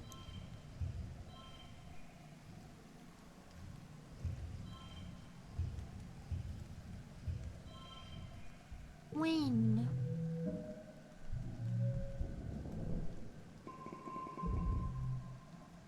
It's been 3 seasons of heavy food rationing, getting more and more strict as the year dragged on, and the fields continue to struggle. You've been wasting away all you have. It's not just the lack of calories, there just aren't enough vitamins and good stuff in the food you are eating. Your muscles ache all the time. Sometimes you feel strangely euphoric, filled with inexplicable energy, but often it feels like there are weights tied to your shoulders pulling you down. You're tougher than most, but you still have trouble sleeping despite all being tired all the time. Spend a whole day dazed in the fog. Hard to tell dreams from reality. At least you hardly feel hunger now. For months, the idea of food plagued your thoughts, each one like a dagger in your stomach. They have been replaced with odd sense of peace. Now you feel half tethered to this reality, floating above everything like a balloon. Your friends stop working and retreat to their quarters. You lie to each other on the holonet, all saying you're okay, just taking it easy away for the harvest. Well, the harvest came and went, as meager as ever. Water!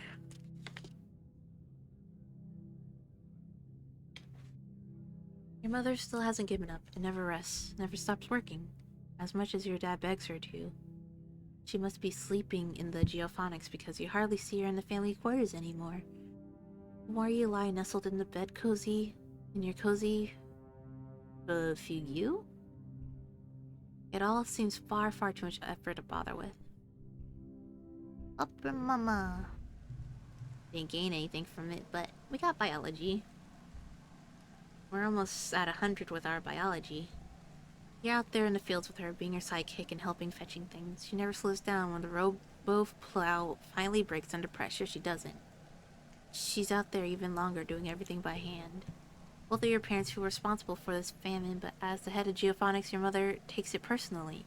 She's been skipping meals, relying on water and pressed soy bar rations, just enough calories to keep a body moving, but not enough to stay healthy. Yet she never lets up working herself to the bone. Barely even sleeping, increasingly swallow-eyed and gaunt. You and your dad try to slow her down, but, well, she's a stubborn woman. If not her, she says, then who? You and your dad are in the lounge, slowly sipping at your vegetable broth, when there's a commotion in the doors. Someone rushed in, gasping for breath, yelling for you and your father. Through a shiver knowing deep in the pit of your stomach that something terrible happened. When you see the faces of the agriculturists, your mom's people, you know the feeling is real. She's dead, no. He lets out a cry like something you never heard before. A deep, unimaginable pain dragged up from the darkest parts of where fear lives. Oh no, our mama. Your dad falls to his knees beside the frail body of your mother. He pulls her into his arms and sobs, wretched and agonized. You don't even know what to think. Your mom's always seemed larger than her body, but seeing her now, there is nothing there. Just a fragile shell. They tell you she didn't even cry out. She just went to her knees and laid down in the dirt, and that was it. She's gone. Oh god, we're depressed as hell. Makes sense, but... Jesus. Mama gone. Your mother's body is taken to an incinerator room. Of course we're gonna go to the funeral. It's our mama. The incinerator room has been cleared and wreath of flowers have been placed over the month of the organic recycler. They're white Astrantias, your mother's favorite flower, carefully carried from Earth with the hopes of it flourishing on Ventruna, just like you. You stand with your father and Aunt Anne, Edicott, and the rest of the council are here as well, including Rhett. You're surprised to see tears rolling down his face. He's such a hard-ass in the garrison. Cal is here with all the other agriculturists. The rest of the colony waits in the canteen to offer their condolences after the service. Governor Edicott gives a eulogy. As a colony, we share our blessings. As a colony, we share our blessings. She begins. Yeah, our mom's dead. Solemnly.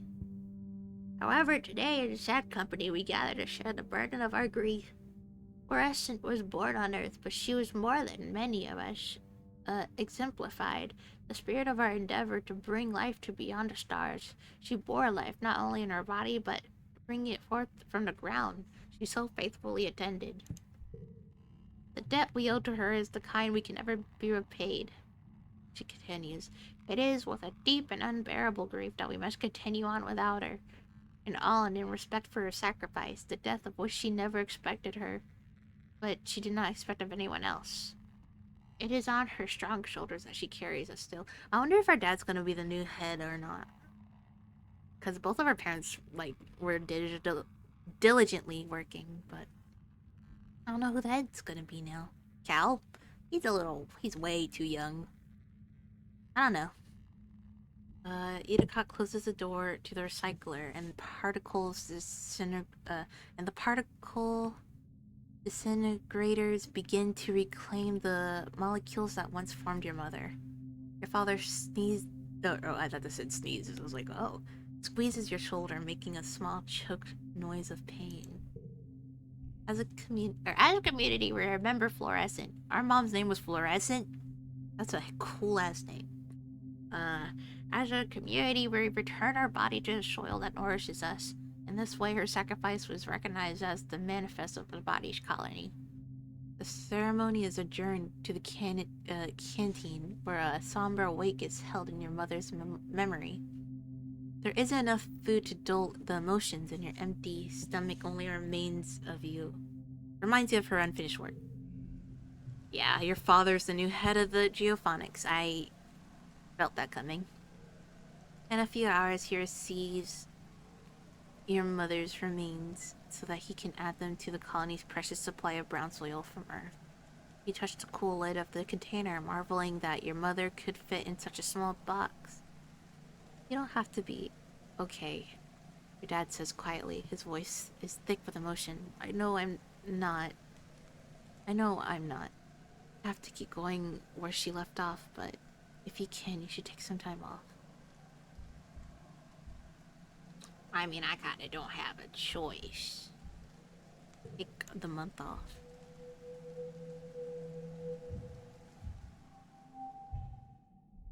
We're in glow season. Ugh, that's even worse. The prospect of just going back to work like everything's normal is too much to handle. The sun dips below the horizon and the glow begins. You end up spending the whole month alternating between sleeping, scrolling the HoloNet, and staring into space. It's restful at least. A few days after the funeral, surveyors returned with an unexpected bounty of the Valley of Vertigo. It's enough to survive for another month until the new year, maybe, if you keep rationing. The colony will continue to limp along, but without your mother. A roar wakes you. It would wake the dead. It shakes the walls, rumbles through the ship's hull, and makes your heart skip a beat. You're paralyzed by the sudden clench of fear in your gut.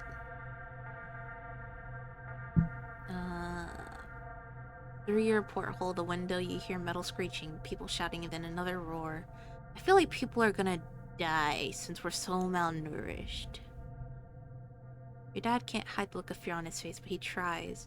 Sounds like we better get a move to the assembly point, hey kiddo? You head for the creche together. You huddle with your buds, Mars, Dis, and Cal. Because it's the middle of the night, almost everyone was in their beds. Some people are still wearing their pajamas and sleep bonnets. Only Nim is missing. The children's creche is buried deep in the belly of the stratospheric, making it one of the safest places you could even be. Even so, the youngest children are scared and there's a lot of crying. You can watch videos with the young ones. We don't get any empathy. We don't get nothing! Ah! Somehow, even with the sirens blaring, some of the youngest drift into your arms. After an hour, someone in the defense squad rushes in and orders everyone to leave the creche. The battle is getting close to the stratospheric. Before you can even get everyone to their feet, you feel the ship lurch and resettle at a different angle. Something is attacking the ship itself. Anya, the children scream. Some scatter in all directions, and some sit there, paralyzed with fear. Without warning, the entire wall of the creature just peels away like a tin can, letting in a rush of cold night air tinged with the ooze of Mars fire. You look up to see it up close, face to F. Wow! Alright, that was a really delayed reaction. I thought the kid was gonna die because she appeared, and I was like, no, don't kill the kid! And then I saw this, I was like, oh. I was looking for the kid in the whole screen. I was hoping she wouldn't die. I was like, that's my favorite character, though. I love her. But that's... And then I also was looking because, an enemy's here with her brother. I guess she went to go fight, help with the fight because she has a lot of bravery. It has no face. In the place of a face or even a head, its body just unzips, revealing a mess of withering pink tentacles and blinking eyes. Em and her brother Calm are among the security squad, trying to wildly divert it away from the living quarters. Okay, I guess we're gonna do a bravery challenge. Oh god.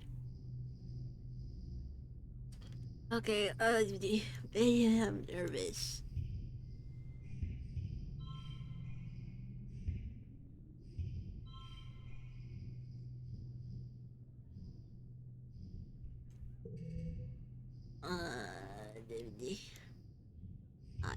Five, 3. I don't want to get rid of this card. These two. Luckily, even if I don't reach the goal, I should be able to push through if I have a good amount of cards. And I do have really good cards, so we should be fine.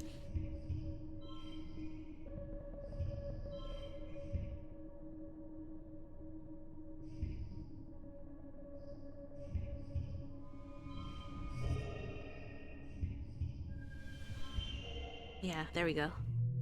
We barely passed. Oh god. What's the highest we need? We need 53. Okay. Takes a tremendous effort to keep your head. Your calm helps the children, who finally listen to you and flee the creche. Your dad ushers you into the engineering wing, where you cower with the others, trying not to panic. All around you, metal screens and buckles and great tremors vibrate through the ship. Finally, after what seems like hours, the noise stops, and congruence sounds all clear. Your dad checks the council bulletins on his holopalm. Oh no, he moans quietly. No, no, no, no, no. Like, The council calls an all-colony meeting to face the aftermath of the attack. In the oppressive gloom of Glow, you gather near engineering with other survivors. It's one of the few buildings still standing. The corpse of the Faceless still sits in the cave in wreckage of the Stratospheric. Who's dead? Just tell me already.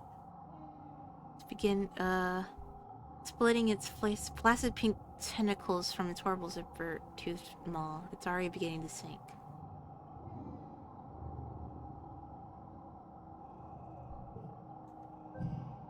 Your mind keeps replaying that terrible moment, the Faceless rearing up the obscuring sky, Them and her brother looking so small before it. Governor Idacott was killed. Oh no, Granny's dead! Granny! By the smaller creatures that swarmed the command during the attack, her absence Seek addressed the colony. The council acknowledges the bravery of the defense squad, citing their heroism in finally taking down the Faceless. If only it hadn't gotten away from them and scambled into the Stratospheric. At least they stopped it before it got into engineering, as it would have activated the Rector and left the crater the size of an asteroid impact. Geophonics is gone, the greenhouse is destroyed, and the fields trampled. That sucks ass. Oh god. This is so scary. You're not just back where you started, you're even worse. Everything your mom sacrificed herself for is gone in one night. The entire front of the Stratosphere has been destroyed. The living quarters, the canteen, the garrison, the lounge, even the creche, it's all gone. It's only by some stroke of luck that people hiding in the creche were all killed. Seek solemnly reads the names of those who lost their lives, too many, including Governor Idacott. You all stand for a moment of silence. You feel the weight of loss like a blow to your chest. Nem and her family would cry out when her brother Calm's name is called. No! Their quiet sobbing continues through the silence. Oh no! With the living quarters destroyed, everyone moves into the engineering wing for shelter. You're crowded into the classroom with other families. The adults try to make it seem like a sleepover, but you're all still so shaken. Nem cries about her brother and screams at anyone who tries to comfort her. Eventually, you just ignore her grief. As painful it is to hear her sobbing at night. Gain status in mourning again. You feel like you've been awake for days. You'll never fully sleep again. You try, but you keep drifting awake, crying out in fear. Eventually, you fall asleep sitting up, held in your father's arms. Your sleep is fitful, but mercifully dreamless. Rest for now. Now, our Lexaria's gone. The greenhouse is gone. How's our bud doing? I know it's hard. Says, Cal says, fiddling nervously with the tassel on his shirt. But I just think, what would your mom do right now? She wouldn't complain, that's for sure. Dad, are you okay? It's been hard to talk to your dad about everything. Losing your mom, then losing the colony right after. It's much to take. Neither of me know what to say. Oh no, Dado! I'm curious about his reaction. This is examining a bit of rubble, and then turning over his hands. I wonder if we're ever gonna find, like, alien tech, he says. Wouldn't that be cool? Okay, bro is just not thinking about what's happening. I mean, you know, maybe that's a good thing. You guys good? Mars crosses her arms and sulks. What is the point of having all these kudos if I can't actually use them? Like buy the stuff we need. Like, hello, it's not like I can mail order more supplies through the wormhole. Ooh, alien technology. Alien technology would be cool if we did somehow find something that could help us. Tangent frowns. I just don't understand, she says. Why now? Why does it keep getting worse? Poor Tangent. She's just trying to find the logistics and things. What am I able to do? Am I able to leave? No. I guess all I'm able to do is go into engineering. What do I do in here? Mourn or rebuild? And I guess we can't study. Well, we've already mourned a lot. So I guess we're just gonna help. I guess taking that month to mourn was a good thing. The first month of the quiet passes, each day plodding one after another. You still had trouble sleeping in the classroom barracks, but there's nowhere else to go. Every day you wake with the others and try to make the best of it. Grief and anger comes in waves, not just for you, but for everyone. Some days are better than others. You're assigned to help rebuild the walls. The first part of the month is spent just dragging away the wreckage, just sorting it into salvage or recycling. By the time that's done, the crews disassembling parts of the Stratospheric have delivered enough salvage that you can begin to work on patching the walls. A sense of urgency permits the crew. After everything, people still need to feel safe. This is on the work crew with you, something he does begrudgingly. Wasn't help the first time, he grumbles whenever anyone asks for his opinion. You should just tear them all down and live like animals do. If someone painted a bunch of buildings on my land, I'd be pissed off too. I'm still gonna work hard anyway. By the end of the month, you made noticeable progress. There are other priorities and not a lot of construction material, but when last year's mushwood harvest is done drying out, you'll be able to do more. Even if this is right that it didn't help the first time, it's better than nothing. Okay. Let's see what we got to work with.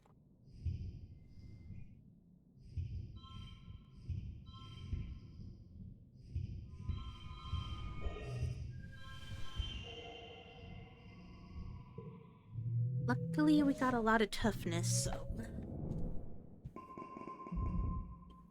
A good thing that we kind of stocked up on that. The sun finally dawns again on your birthday. You wake up early and climb to the top of the engineering to watch the first sun's watery rays break from the horizon as the wormhole recedes across the sky. Dawn should represent hope after a long period of darkness, but this light only reveals the full extent of the damage of the colony. You've been having trouble sleeping like most people. It's hard to find rest crammed into the classroom with all the other kids and their families, excuse me. And every time you close your eyes, you shake your head and clear the memory. You pull your blanket more tightly around your shoulders. Not your blanket. That one's gone. Stare out as the sun rises on the horizon, meager and sickly. Hey kiddo, you hear. Then your dad comes and sits beside you. I was looking for ya. Nice view, huh? At least you got a rooftop patio out of the deal. He laughs at his own joke and then sort of trails off with a sigh afterward.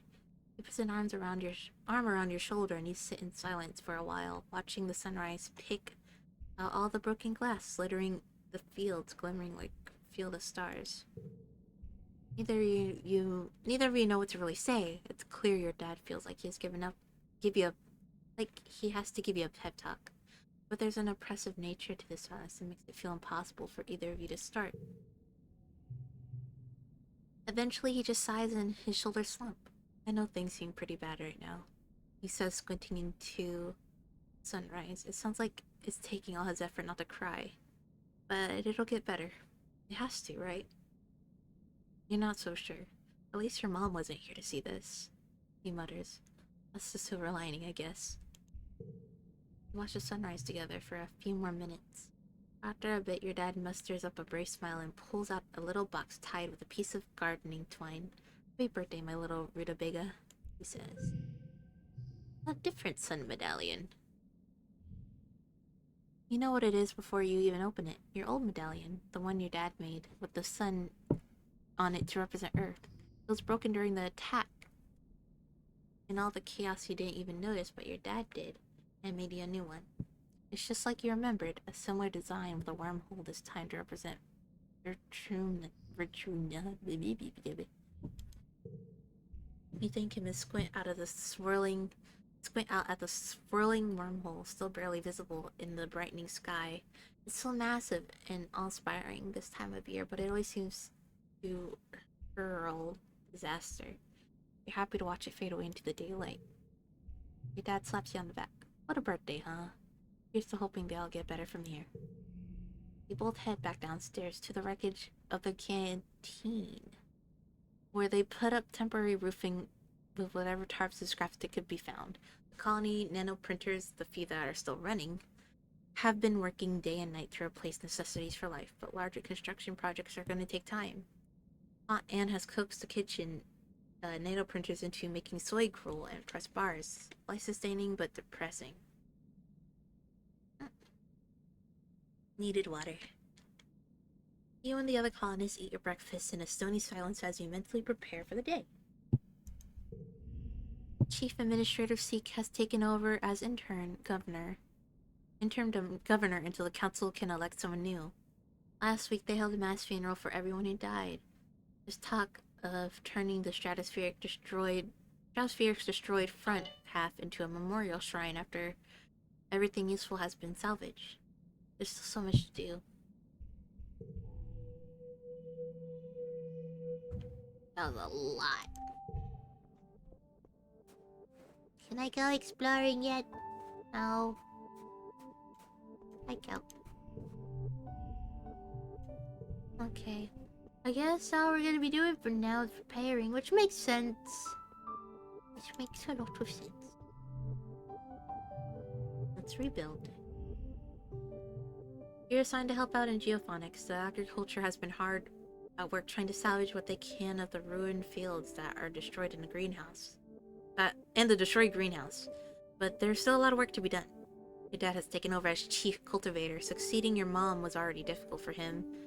And now there's this. He's never been the kind of guy to hide from hard work, but he's plenty distant lately. Hal's working in geophonics too, of course. He smiles when he sees you. Hey, Sage, there's a lot of stuff to do. What do you want to work on?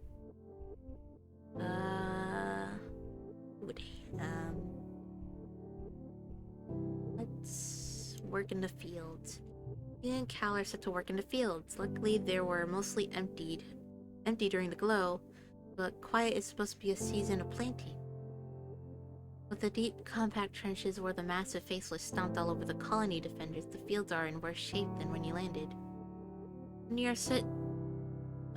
are set the task of H-rating the soil, you and Cal trade off. One of you guide a bot with a dangerous-looking aeration extension, while the other uses the shovel and sometimes a pickaxe to loosen the soil and dig out pieces of debris.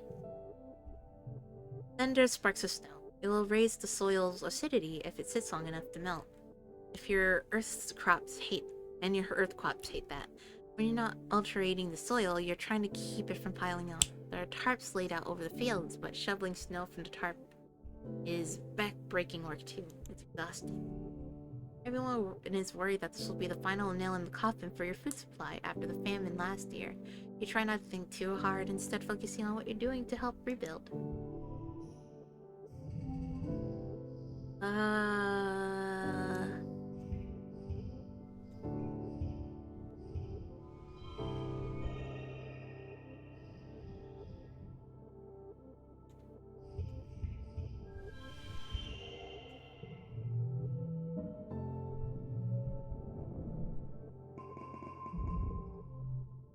You're eating in the mess tent when you hear something rumbling. Your bowl and cutlery start rattling. People look around alarmed. Could it be another attack? So soon? You begin to hear shouting from outside. Someone runs to the tent. There's something falling from the sky, they shout. It's on fire! You join a crowd of people leaving your temporary structures to gather in the colony square. People are sprinting up to the milky, quiet sunlight, pointing and gesturing wildly. It's impossible to miss the thing hurtling towards you from space, like a great ball of fire coming straight for you. This is it. Is this it? Is this the end? After all you've been through, a meteor's gonna land in the middle of your already ruined colony and kill you all? I got an achievement! The Helios lands at age 15. What? Is there more people coming? Mars grabs your shoulder. It's another ship! She exclaims. Look, it's another spaceship from Earth! Excitement ripples through the crowd. Could it be? You stare up, unbelieving at the rapid approaching ship. That is not a controlled descent. It's coming right at us. It's an enormous ship coming right at you too fast. The ship's reverse thrusters fire, trying to slow it down so it doesn't smash to a billion pieces when it hits the planet. Everyone scatters to take cover. You crouch behind some rocks and throw your arms over your head, squeezing your eyes shut. You hear a massive spaceship touch down in geophonics, plowing through the fields and grinding over what was left of the greenhouse. You're thrown into the ground from a force of impact that as impact as shrapnel, shrapnel,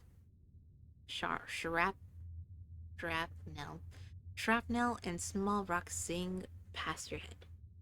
It grinds along like some roar monster, cutting a great scar through the colony and kicking up an enormous cloud of dust. Finally, the ship comes to a creaking, stuttering halt. You and the other colonists carefully crawl out of your hiding places, coughing and rubbing your eyes. A new ship is half buried and obscured by dust, but you can tell it's from Earth. You squint to make out a stenciled letter. Heliopause. A hatch opens and inside and silhouette begins to emerge. A silhouette with guns. Soldiers march out from the dust and quickly surround all of the remaining colonists. More soldiers form two parallel lines from the ship to the square, their guns in parade rest, and a lone figure strides down the center towards you. Wow! He's hot. Anyway, or they? I don't know. Can't assume. Gee. Greetings, fugitives of Earth, the man says. Okay, he. Spreading his hands wide. He kind of looks similar to me and our dad. With the blue hair and red eyes.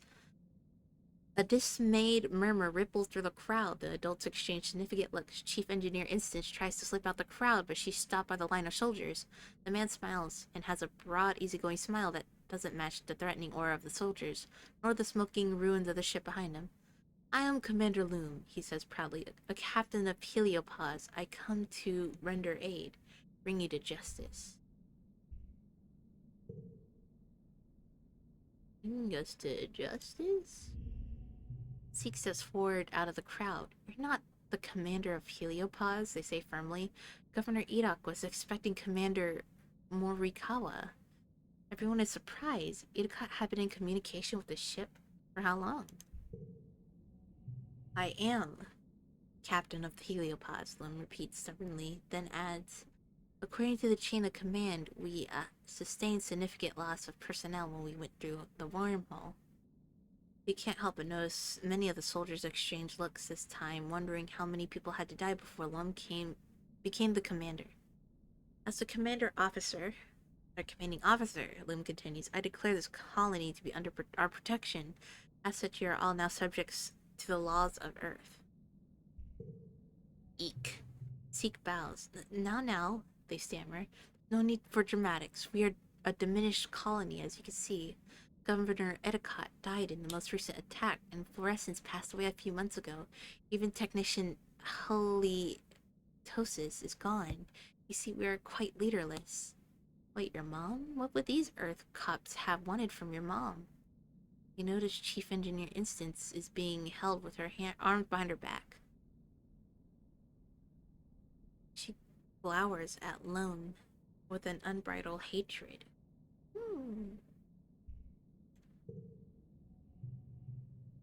Lum turns to the assembled colonists. Well, why don't we fix that, he declares. Say hello to your new governor.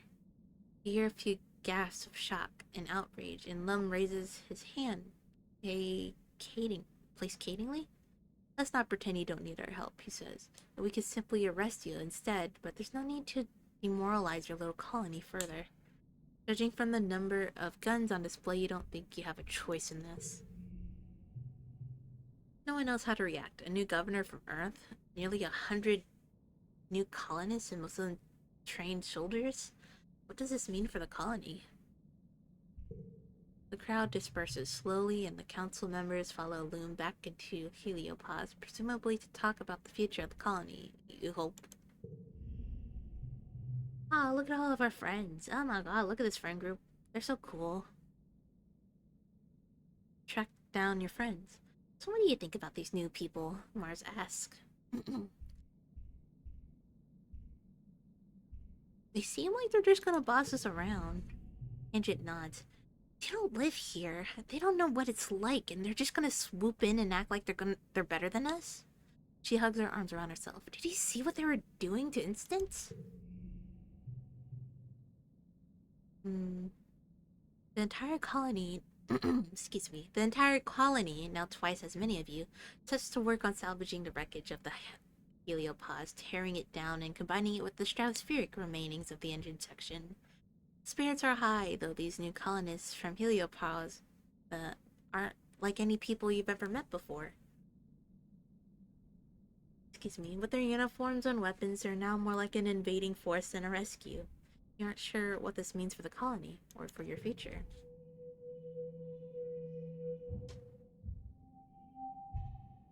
Interesting.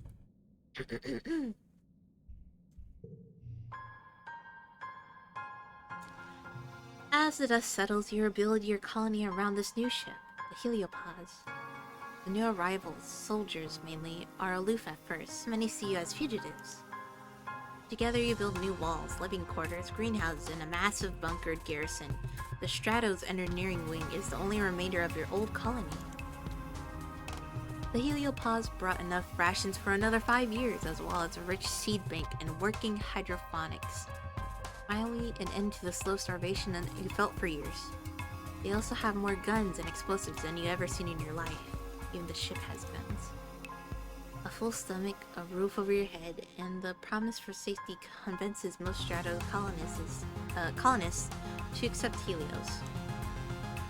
In turn, the Helios decide that you are criminals pose a little threat.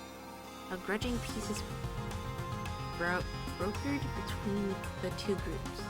You decide they aren't so different, really. They're even Helio children born among the stars, just like you. Means we got some new friends, maybe? After a month of hard work, you and your dad move into your new quarters and you have your own bedroom for the first time in your life. You place a picture of your mother on the shelves beside your bed. Mama! You step out onto your very own balcony and watch the new colony, its grounds bustling with so many strangers and strange new ideas. You're happy, colony defense, and starving has ended. You feel something rising in your chest that you haven't felt in some time. Hope, excitement. What will the new day bring? You better get out there and find out. Cautiously stepping. Alright, are there new people to talk to, or is it just our usual Our area is looking a little different now. There's a new person, and it's from one of the cards we had. And there's some new people too. Oh, they have ears. Wow. There's these. That's her dad. The whole place is differently formatted now.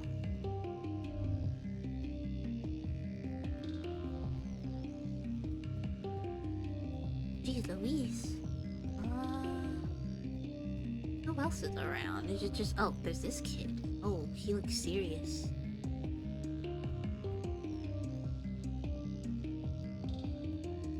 Got something over here.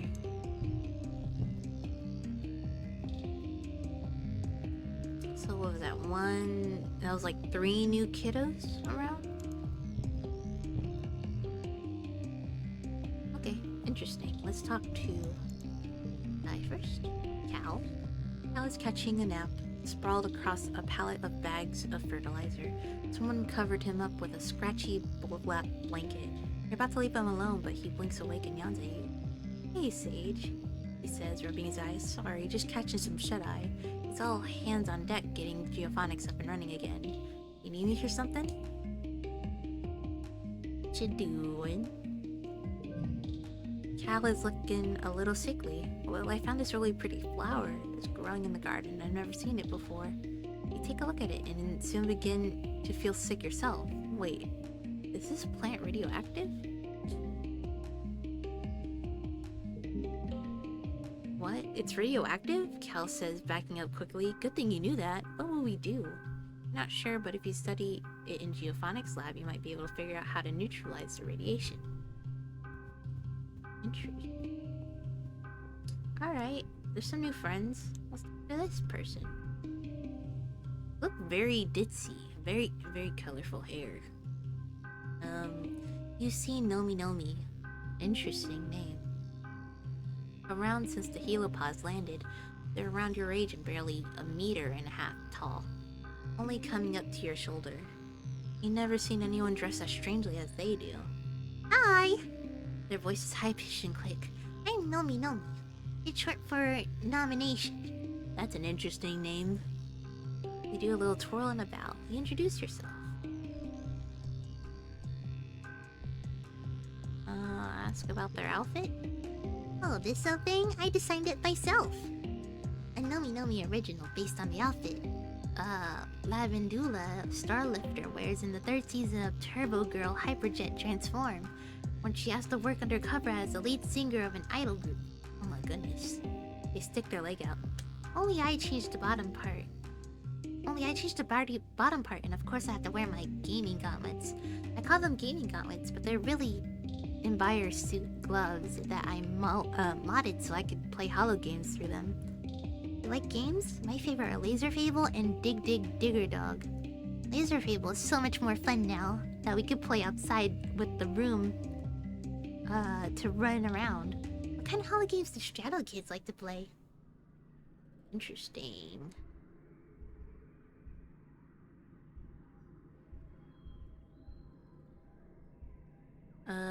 Sure, let's challenge him to a game. A combat challenge. You're on! Nami Nami helps you install it on your Holopalm and explains the rules. Laser Fable is an augmented reality game where you bounce hologram lasers off real objects nearby. It's speed-based, so you're running around and bumping into each other, and there are extended house rules when it comes to when it's legal to block each other's lasers. Combat challenge. That right there immediately.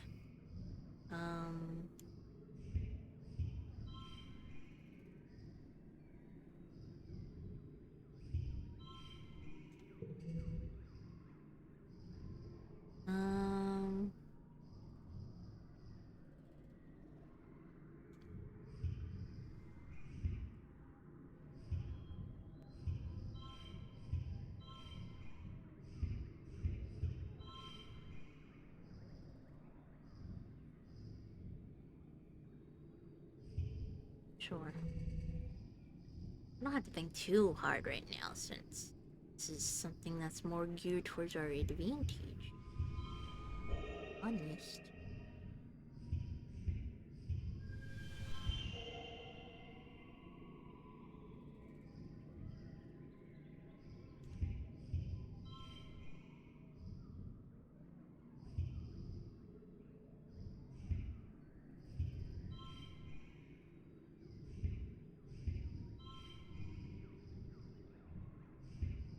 Okay.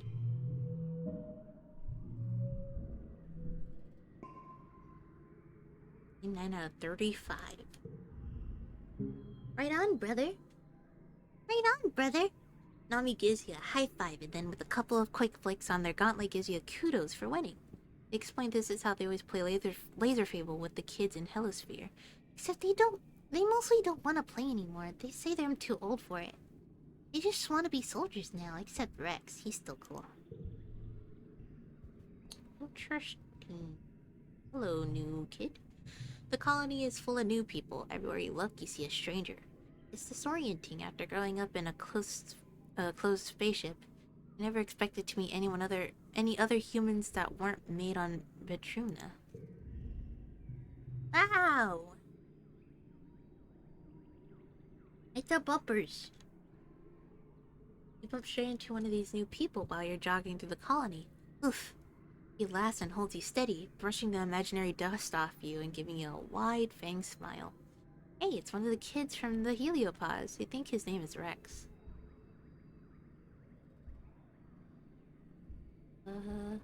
Hi, I'm Sage. Welcome.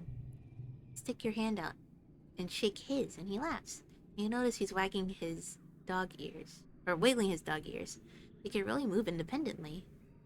Pleased to meet you, he says. I'm Rex, and I love to shake a paw. I know a ton of tricks. He winks. Interesting. Hey, yo, flirt already? Crazy. Rex puts his hand against his cheek, looking cute and lost. Hey, since I'm new here, do you think you could help me find the construction yard? Thought I might apply to a job there. I'll take you there. You welcome over to command. Everything's moved around since Heliopause landed, but the construction yard is still in the command. Is still in command where it always was. Blah blah blah. At the entrance, you meet Mars, filing her nails and looking like she's waiting for someone. Why, hello, Kitty. She says to Rex. Where did you come from? He looks her up and down and grins. I'm just an angel who fell from the sky, darling. Wow. You try not to gaz as the two of them flirt. You give a loud ahem and point Rex towards the construction yard. He looks back at Mars over his shoulder and winks as he leaves. Crazy.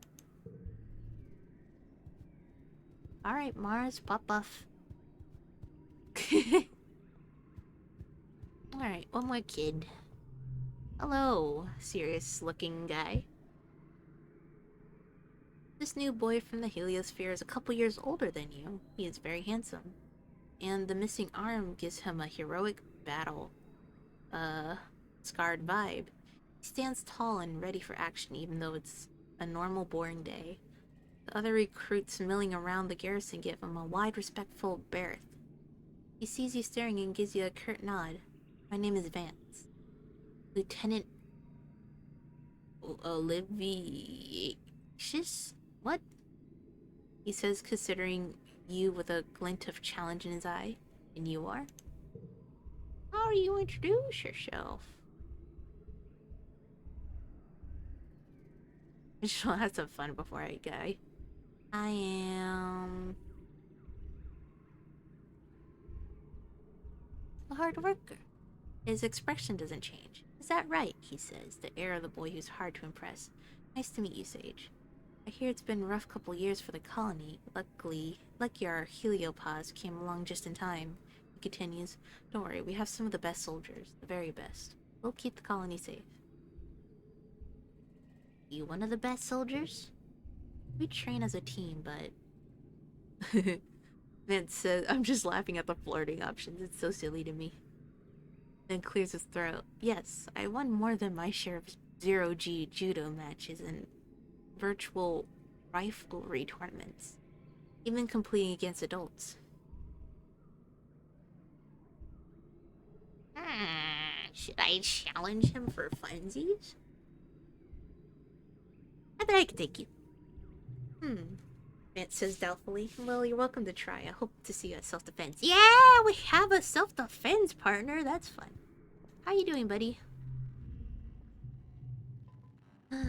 We can't ask her to train together anymore. We have to have 80 toughness. I have 75. I'm almost there. Then fiddles her personal defense, plus cutter. Never thought I'd actually be using one of these, she says quietly. Guess we all gotta be ready to defend ourselves now. Alright. All I gotta do is talk to our dad, I think. Unless we can go upstairs and talk to people. Hello, Dado. Even though it hurts, you find yourself wandering over to Geophonics. It feels not good to be here, in the place your mom loved and ultimately gave her life to. But not good either. It feels like when you have a bruise and you can't stop yourself from pushing on it because the pain reminds you of the injury is real. Like your mom dying is this huge invisible wound, and looking at it forces you to feel something instead of just being numb. Your dad is taking time off work. Your parents worked double and triple shifts during the last growing season, and now it's over. It feels so cruel. Excuse me. People work hard. They should be able to look back on what they did and feel proud. Instead, there's just this huge gap where your mom should be. Find your dad sitting in your mom's personal garden. It's miraculously starting to grow again, despite being trampled flat during the last attack. And neglected during the famine before that. Still, various Vetruvian flowers are starting to sprout. as well as hardier earth ones like dandelions. Your dad looks up and musters a smile as he passes the bench beside him. Sit quietly with him. Your dad is good at sitting in silence. He holds your hands and you sit together, watching the bugs filter around in the garden. Eventually, he starts to hum quietly. You recognize the song. An old favorite of theirs, one they used to play after dinner when they would sit and talk for hours about the future they envisioned on Vitruma. Vitruna. You remembered sitting at their feet and playing with your blocks, letting their weird adult words wash over you. They had so many plans. Think about your mom and how much she sacrificed for the future she'll never see. Your dad puts an arm around your shoulder and you sit like that for a long, long while. What else could we talk about? Like every pollen season, your dad gets the shimmer. The pollen is bad this year. Thick, heavy clouds of pink. Even your eyes are a little itchy, and your dad's not the only colonist spending the week in bed. You hear other people sneezing as you walk through the quarters, bringing him hot triplet soup. Triplet soup. There. Thanks, kiddo, your dad rasps. At least you're sitting up in bed now. Your mom never got sick. Not ever, your dad reminisces. I'm not sure she missed a day at work from the day we landed until the day she... He stops aside. I miss your mom. I wish Instance would finally find a cure already. He grumbles as his hand shakes as he lifts his spoon. 3 years and all she can suggest is bed rest and fluids. What good is all that? Her researching if it can't fix my headache. Your dad must be feeling really sick. He never complains about stuff. You check his temperature with your hollow palm. Then dim the light and bring him a cold pack for his forehead. He has a crust of glimmery pink gunk around his lips, looking cracked and gross, so you wipe it away. The glitter is just everywhere on him. It's like coming right out of his pores. He looks iridescent in the murky light filtering through the pollen outside. Hey, do you mind opening the window a little for some fresh air? Smells like a sick person in here. He grumbles, pulling away his soup and rolling over in bed. Maybe not open the window. The pollen might already be everywhere already, but there's no sense in making it worse. You pretend to crack the window for him, and by the time you look over, he's asleep again. The worst of the pollen fog subsides in a few days, and your dad starts to look better. He gets back to work, which is good, because there's a lot to do in order to rebuild the colony and get the heliopause hydroponics up and running. You're still sweeping glittery dust from your quarters weeks later. That stuff gets everywhere. Poor Papa. Alright, so what should we do? We don't have any penalties anymore, so we can work on things we wanted to.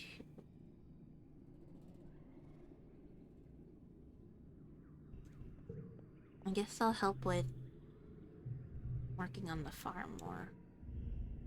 The colony is surrounded by tall walls that keep most of the local exofauna.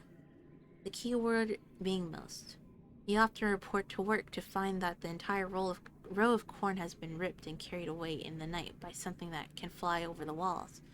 All that's left in the morning is torn up dirt and is a disgusting iridescent powder. It happens so often the colony sets up cameras to watch or to catch whatever it is in action. The next day you have your answer. Dorbs moths. Giant blue moths with wingspans almost as long as your outstretched arms. They can rip the corn from the ground. Eee. Wow, amazing, Cal says as you review the hollow vid. I didn't know Dorbs moths could do that. Dwarves moths, that's a hard word to say, are pretty cute in a bug-like sort of way. Fuzzy dog-like heads, pretty iridescent wings, long elegant whiskers. They'd be cuter if they weren't flying away with entire stalks of corn. You don't want to run the risk of accidentally poisoning your own crops, and Cal objects to trapping them. The most humane solution is to discourage them from stealing your crops. You and Cal work on setting up scarecrows, but after a couple of successful days, you have to admit that you just don't know what scares adorable little moths. What even eats them anyway? So I'm gonna have to find out. Cal puzzles over security footage. They fly from the north, especially around Quiet, he says. Maybe that's where their breeding ground is. If someone goes there, maybe we could find out what kind of animal they're scared of. They're plant eaters. Something's gotta hunt them for food. Okay.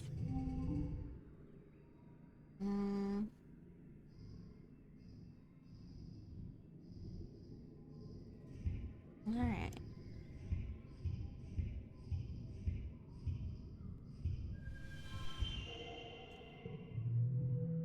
Victory! Now our biology is at 100. Nice.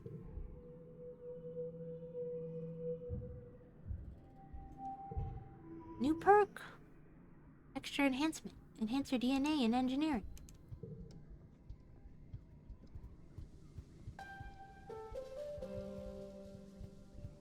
Enhance my DNA. Not DNA. Or engineering. Where is engineering? Or for war? Hold on, Cal. I'll talk to you in a second. I want to know... Well, engineering's over here. Tinker with your DNA.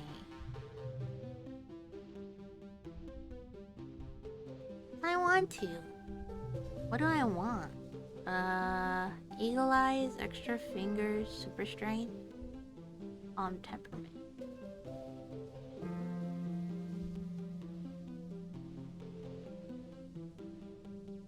I mean, with all the stuff that we have, honestly, super strength will probably be good. But also maybe something in this category would be good too. Kinda do need to work on that a little bit. A little bit. But I think for the sake of what our colony needs right now, maybe strength. It's a lazy person dream. Eat whatever you want, don't exercise at all, and still look like you spend all day at the gym. It's a tricky process, much more complicated than modifying the malleable stem cell of an embryo. You wouldn't risk doing it again, but this time it works out. Dr. Instance knows what you've done, but you take her silence as a tacit approval of your risky experiment. Yes! Our experiments have worked. We got a new ability! Hi, Cal.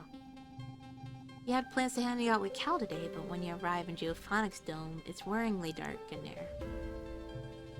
You fumble around in the red emergency lighting until all the lighting comes back with the heavy ka-chunk of a breaker being flipped. You blink into the sudden blinding light until figures of Cal and Chief Engineer Instance resolve themselves in your vision. Absolutely no more of that, young man, Instance scolds. Cal as he cradles his hoverboard in his arms. The power grid is not your plaything. I understand, Auntie, Cal says. I'm sorry. Instance mutters to herself as she passes to you. Honestly, all of this over a toy. Hey dude, Cal greets you. Sorry, I meant to meet you outside after work, but... He looks down at his hoverboard. My board wouldn't start, and I figured it was maybe out of juice. But when I plugged it in, it threw off all of these sparks, and then the whole power grid shut down. Cal's shoulders slump. Yeah, I don't have any engineering. I was gonna ask Dr. Instance to take a look at it, but she told me she doesn't have time to fix a dumb toy. I'm sorry, Cal, that sucks. Yeah, Cal sighs. It's just... Cal rubs his eyes. We only got a few things left from when we were kids, you know? Everything else is broken or gone or dead. Gone or dead. It's always kind of sad when a piece of old technology needs to be retired. But Cal seems to take this one harder than most. He hugs his hoverboard to his chest and excuses himself not wanting to hear your goodbye. I know. I'm sorry, Cal. I'm not smart in engineering. What do I need to do?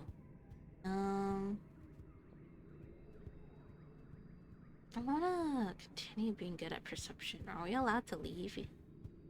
Sure. We are allowed. Okay, give me a second, lady.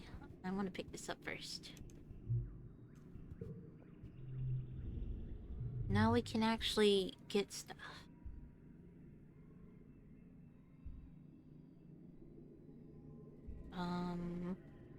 Let's get our bravery and perception up. Oh, hi. I guess you're with us now, too, in this. On your report for surveying duty, Nomi Nomi is here. It's their first day as a surveyor. They smile widely when they see you, smiling exuberantly. So you two know each other already? Utopia says, looking to you than Nomi. That'll make this easier. Give me a sec, chat. I'll be back.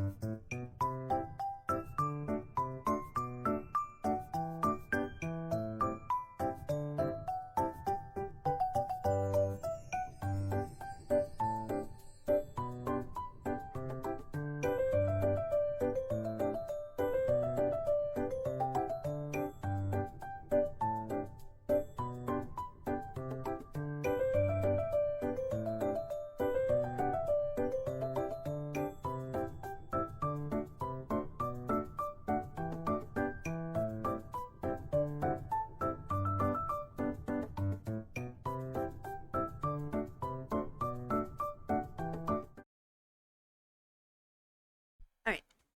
I'm back for now, I think. I may have to end stream soon. This family's getting a little active. Or maybe I'll end now. I've been streaming for a while.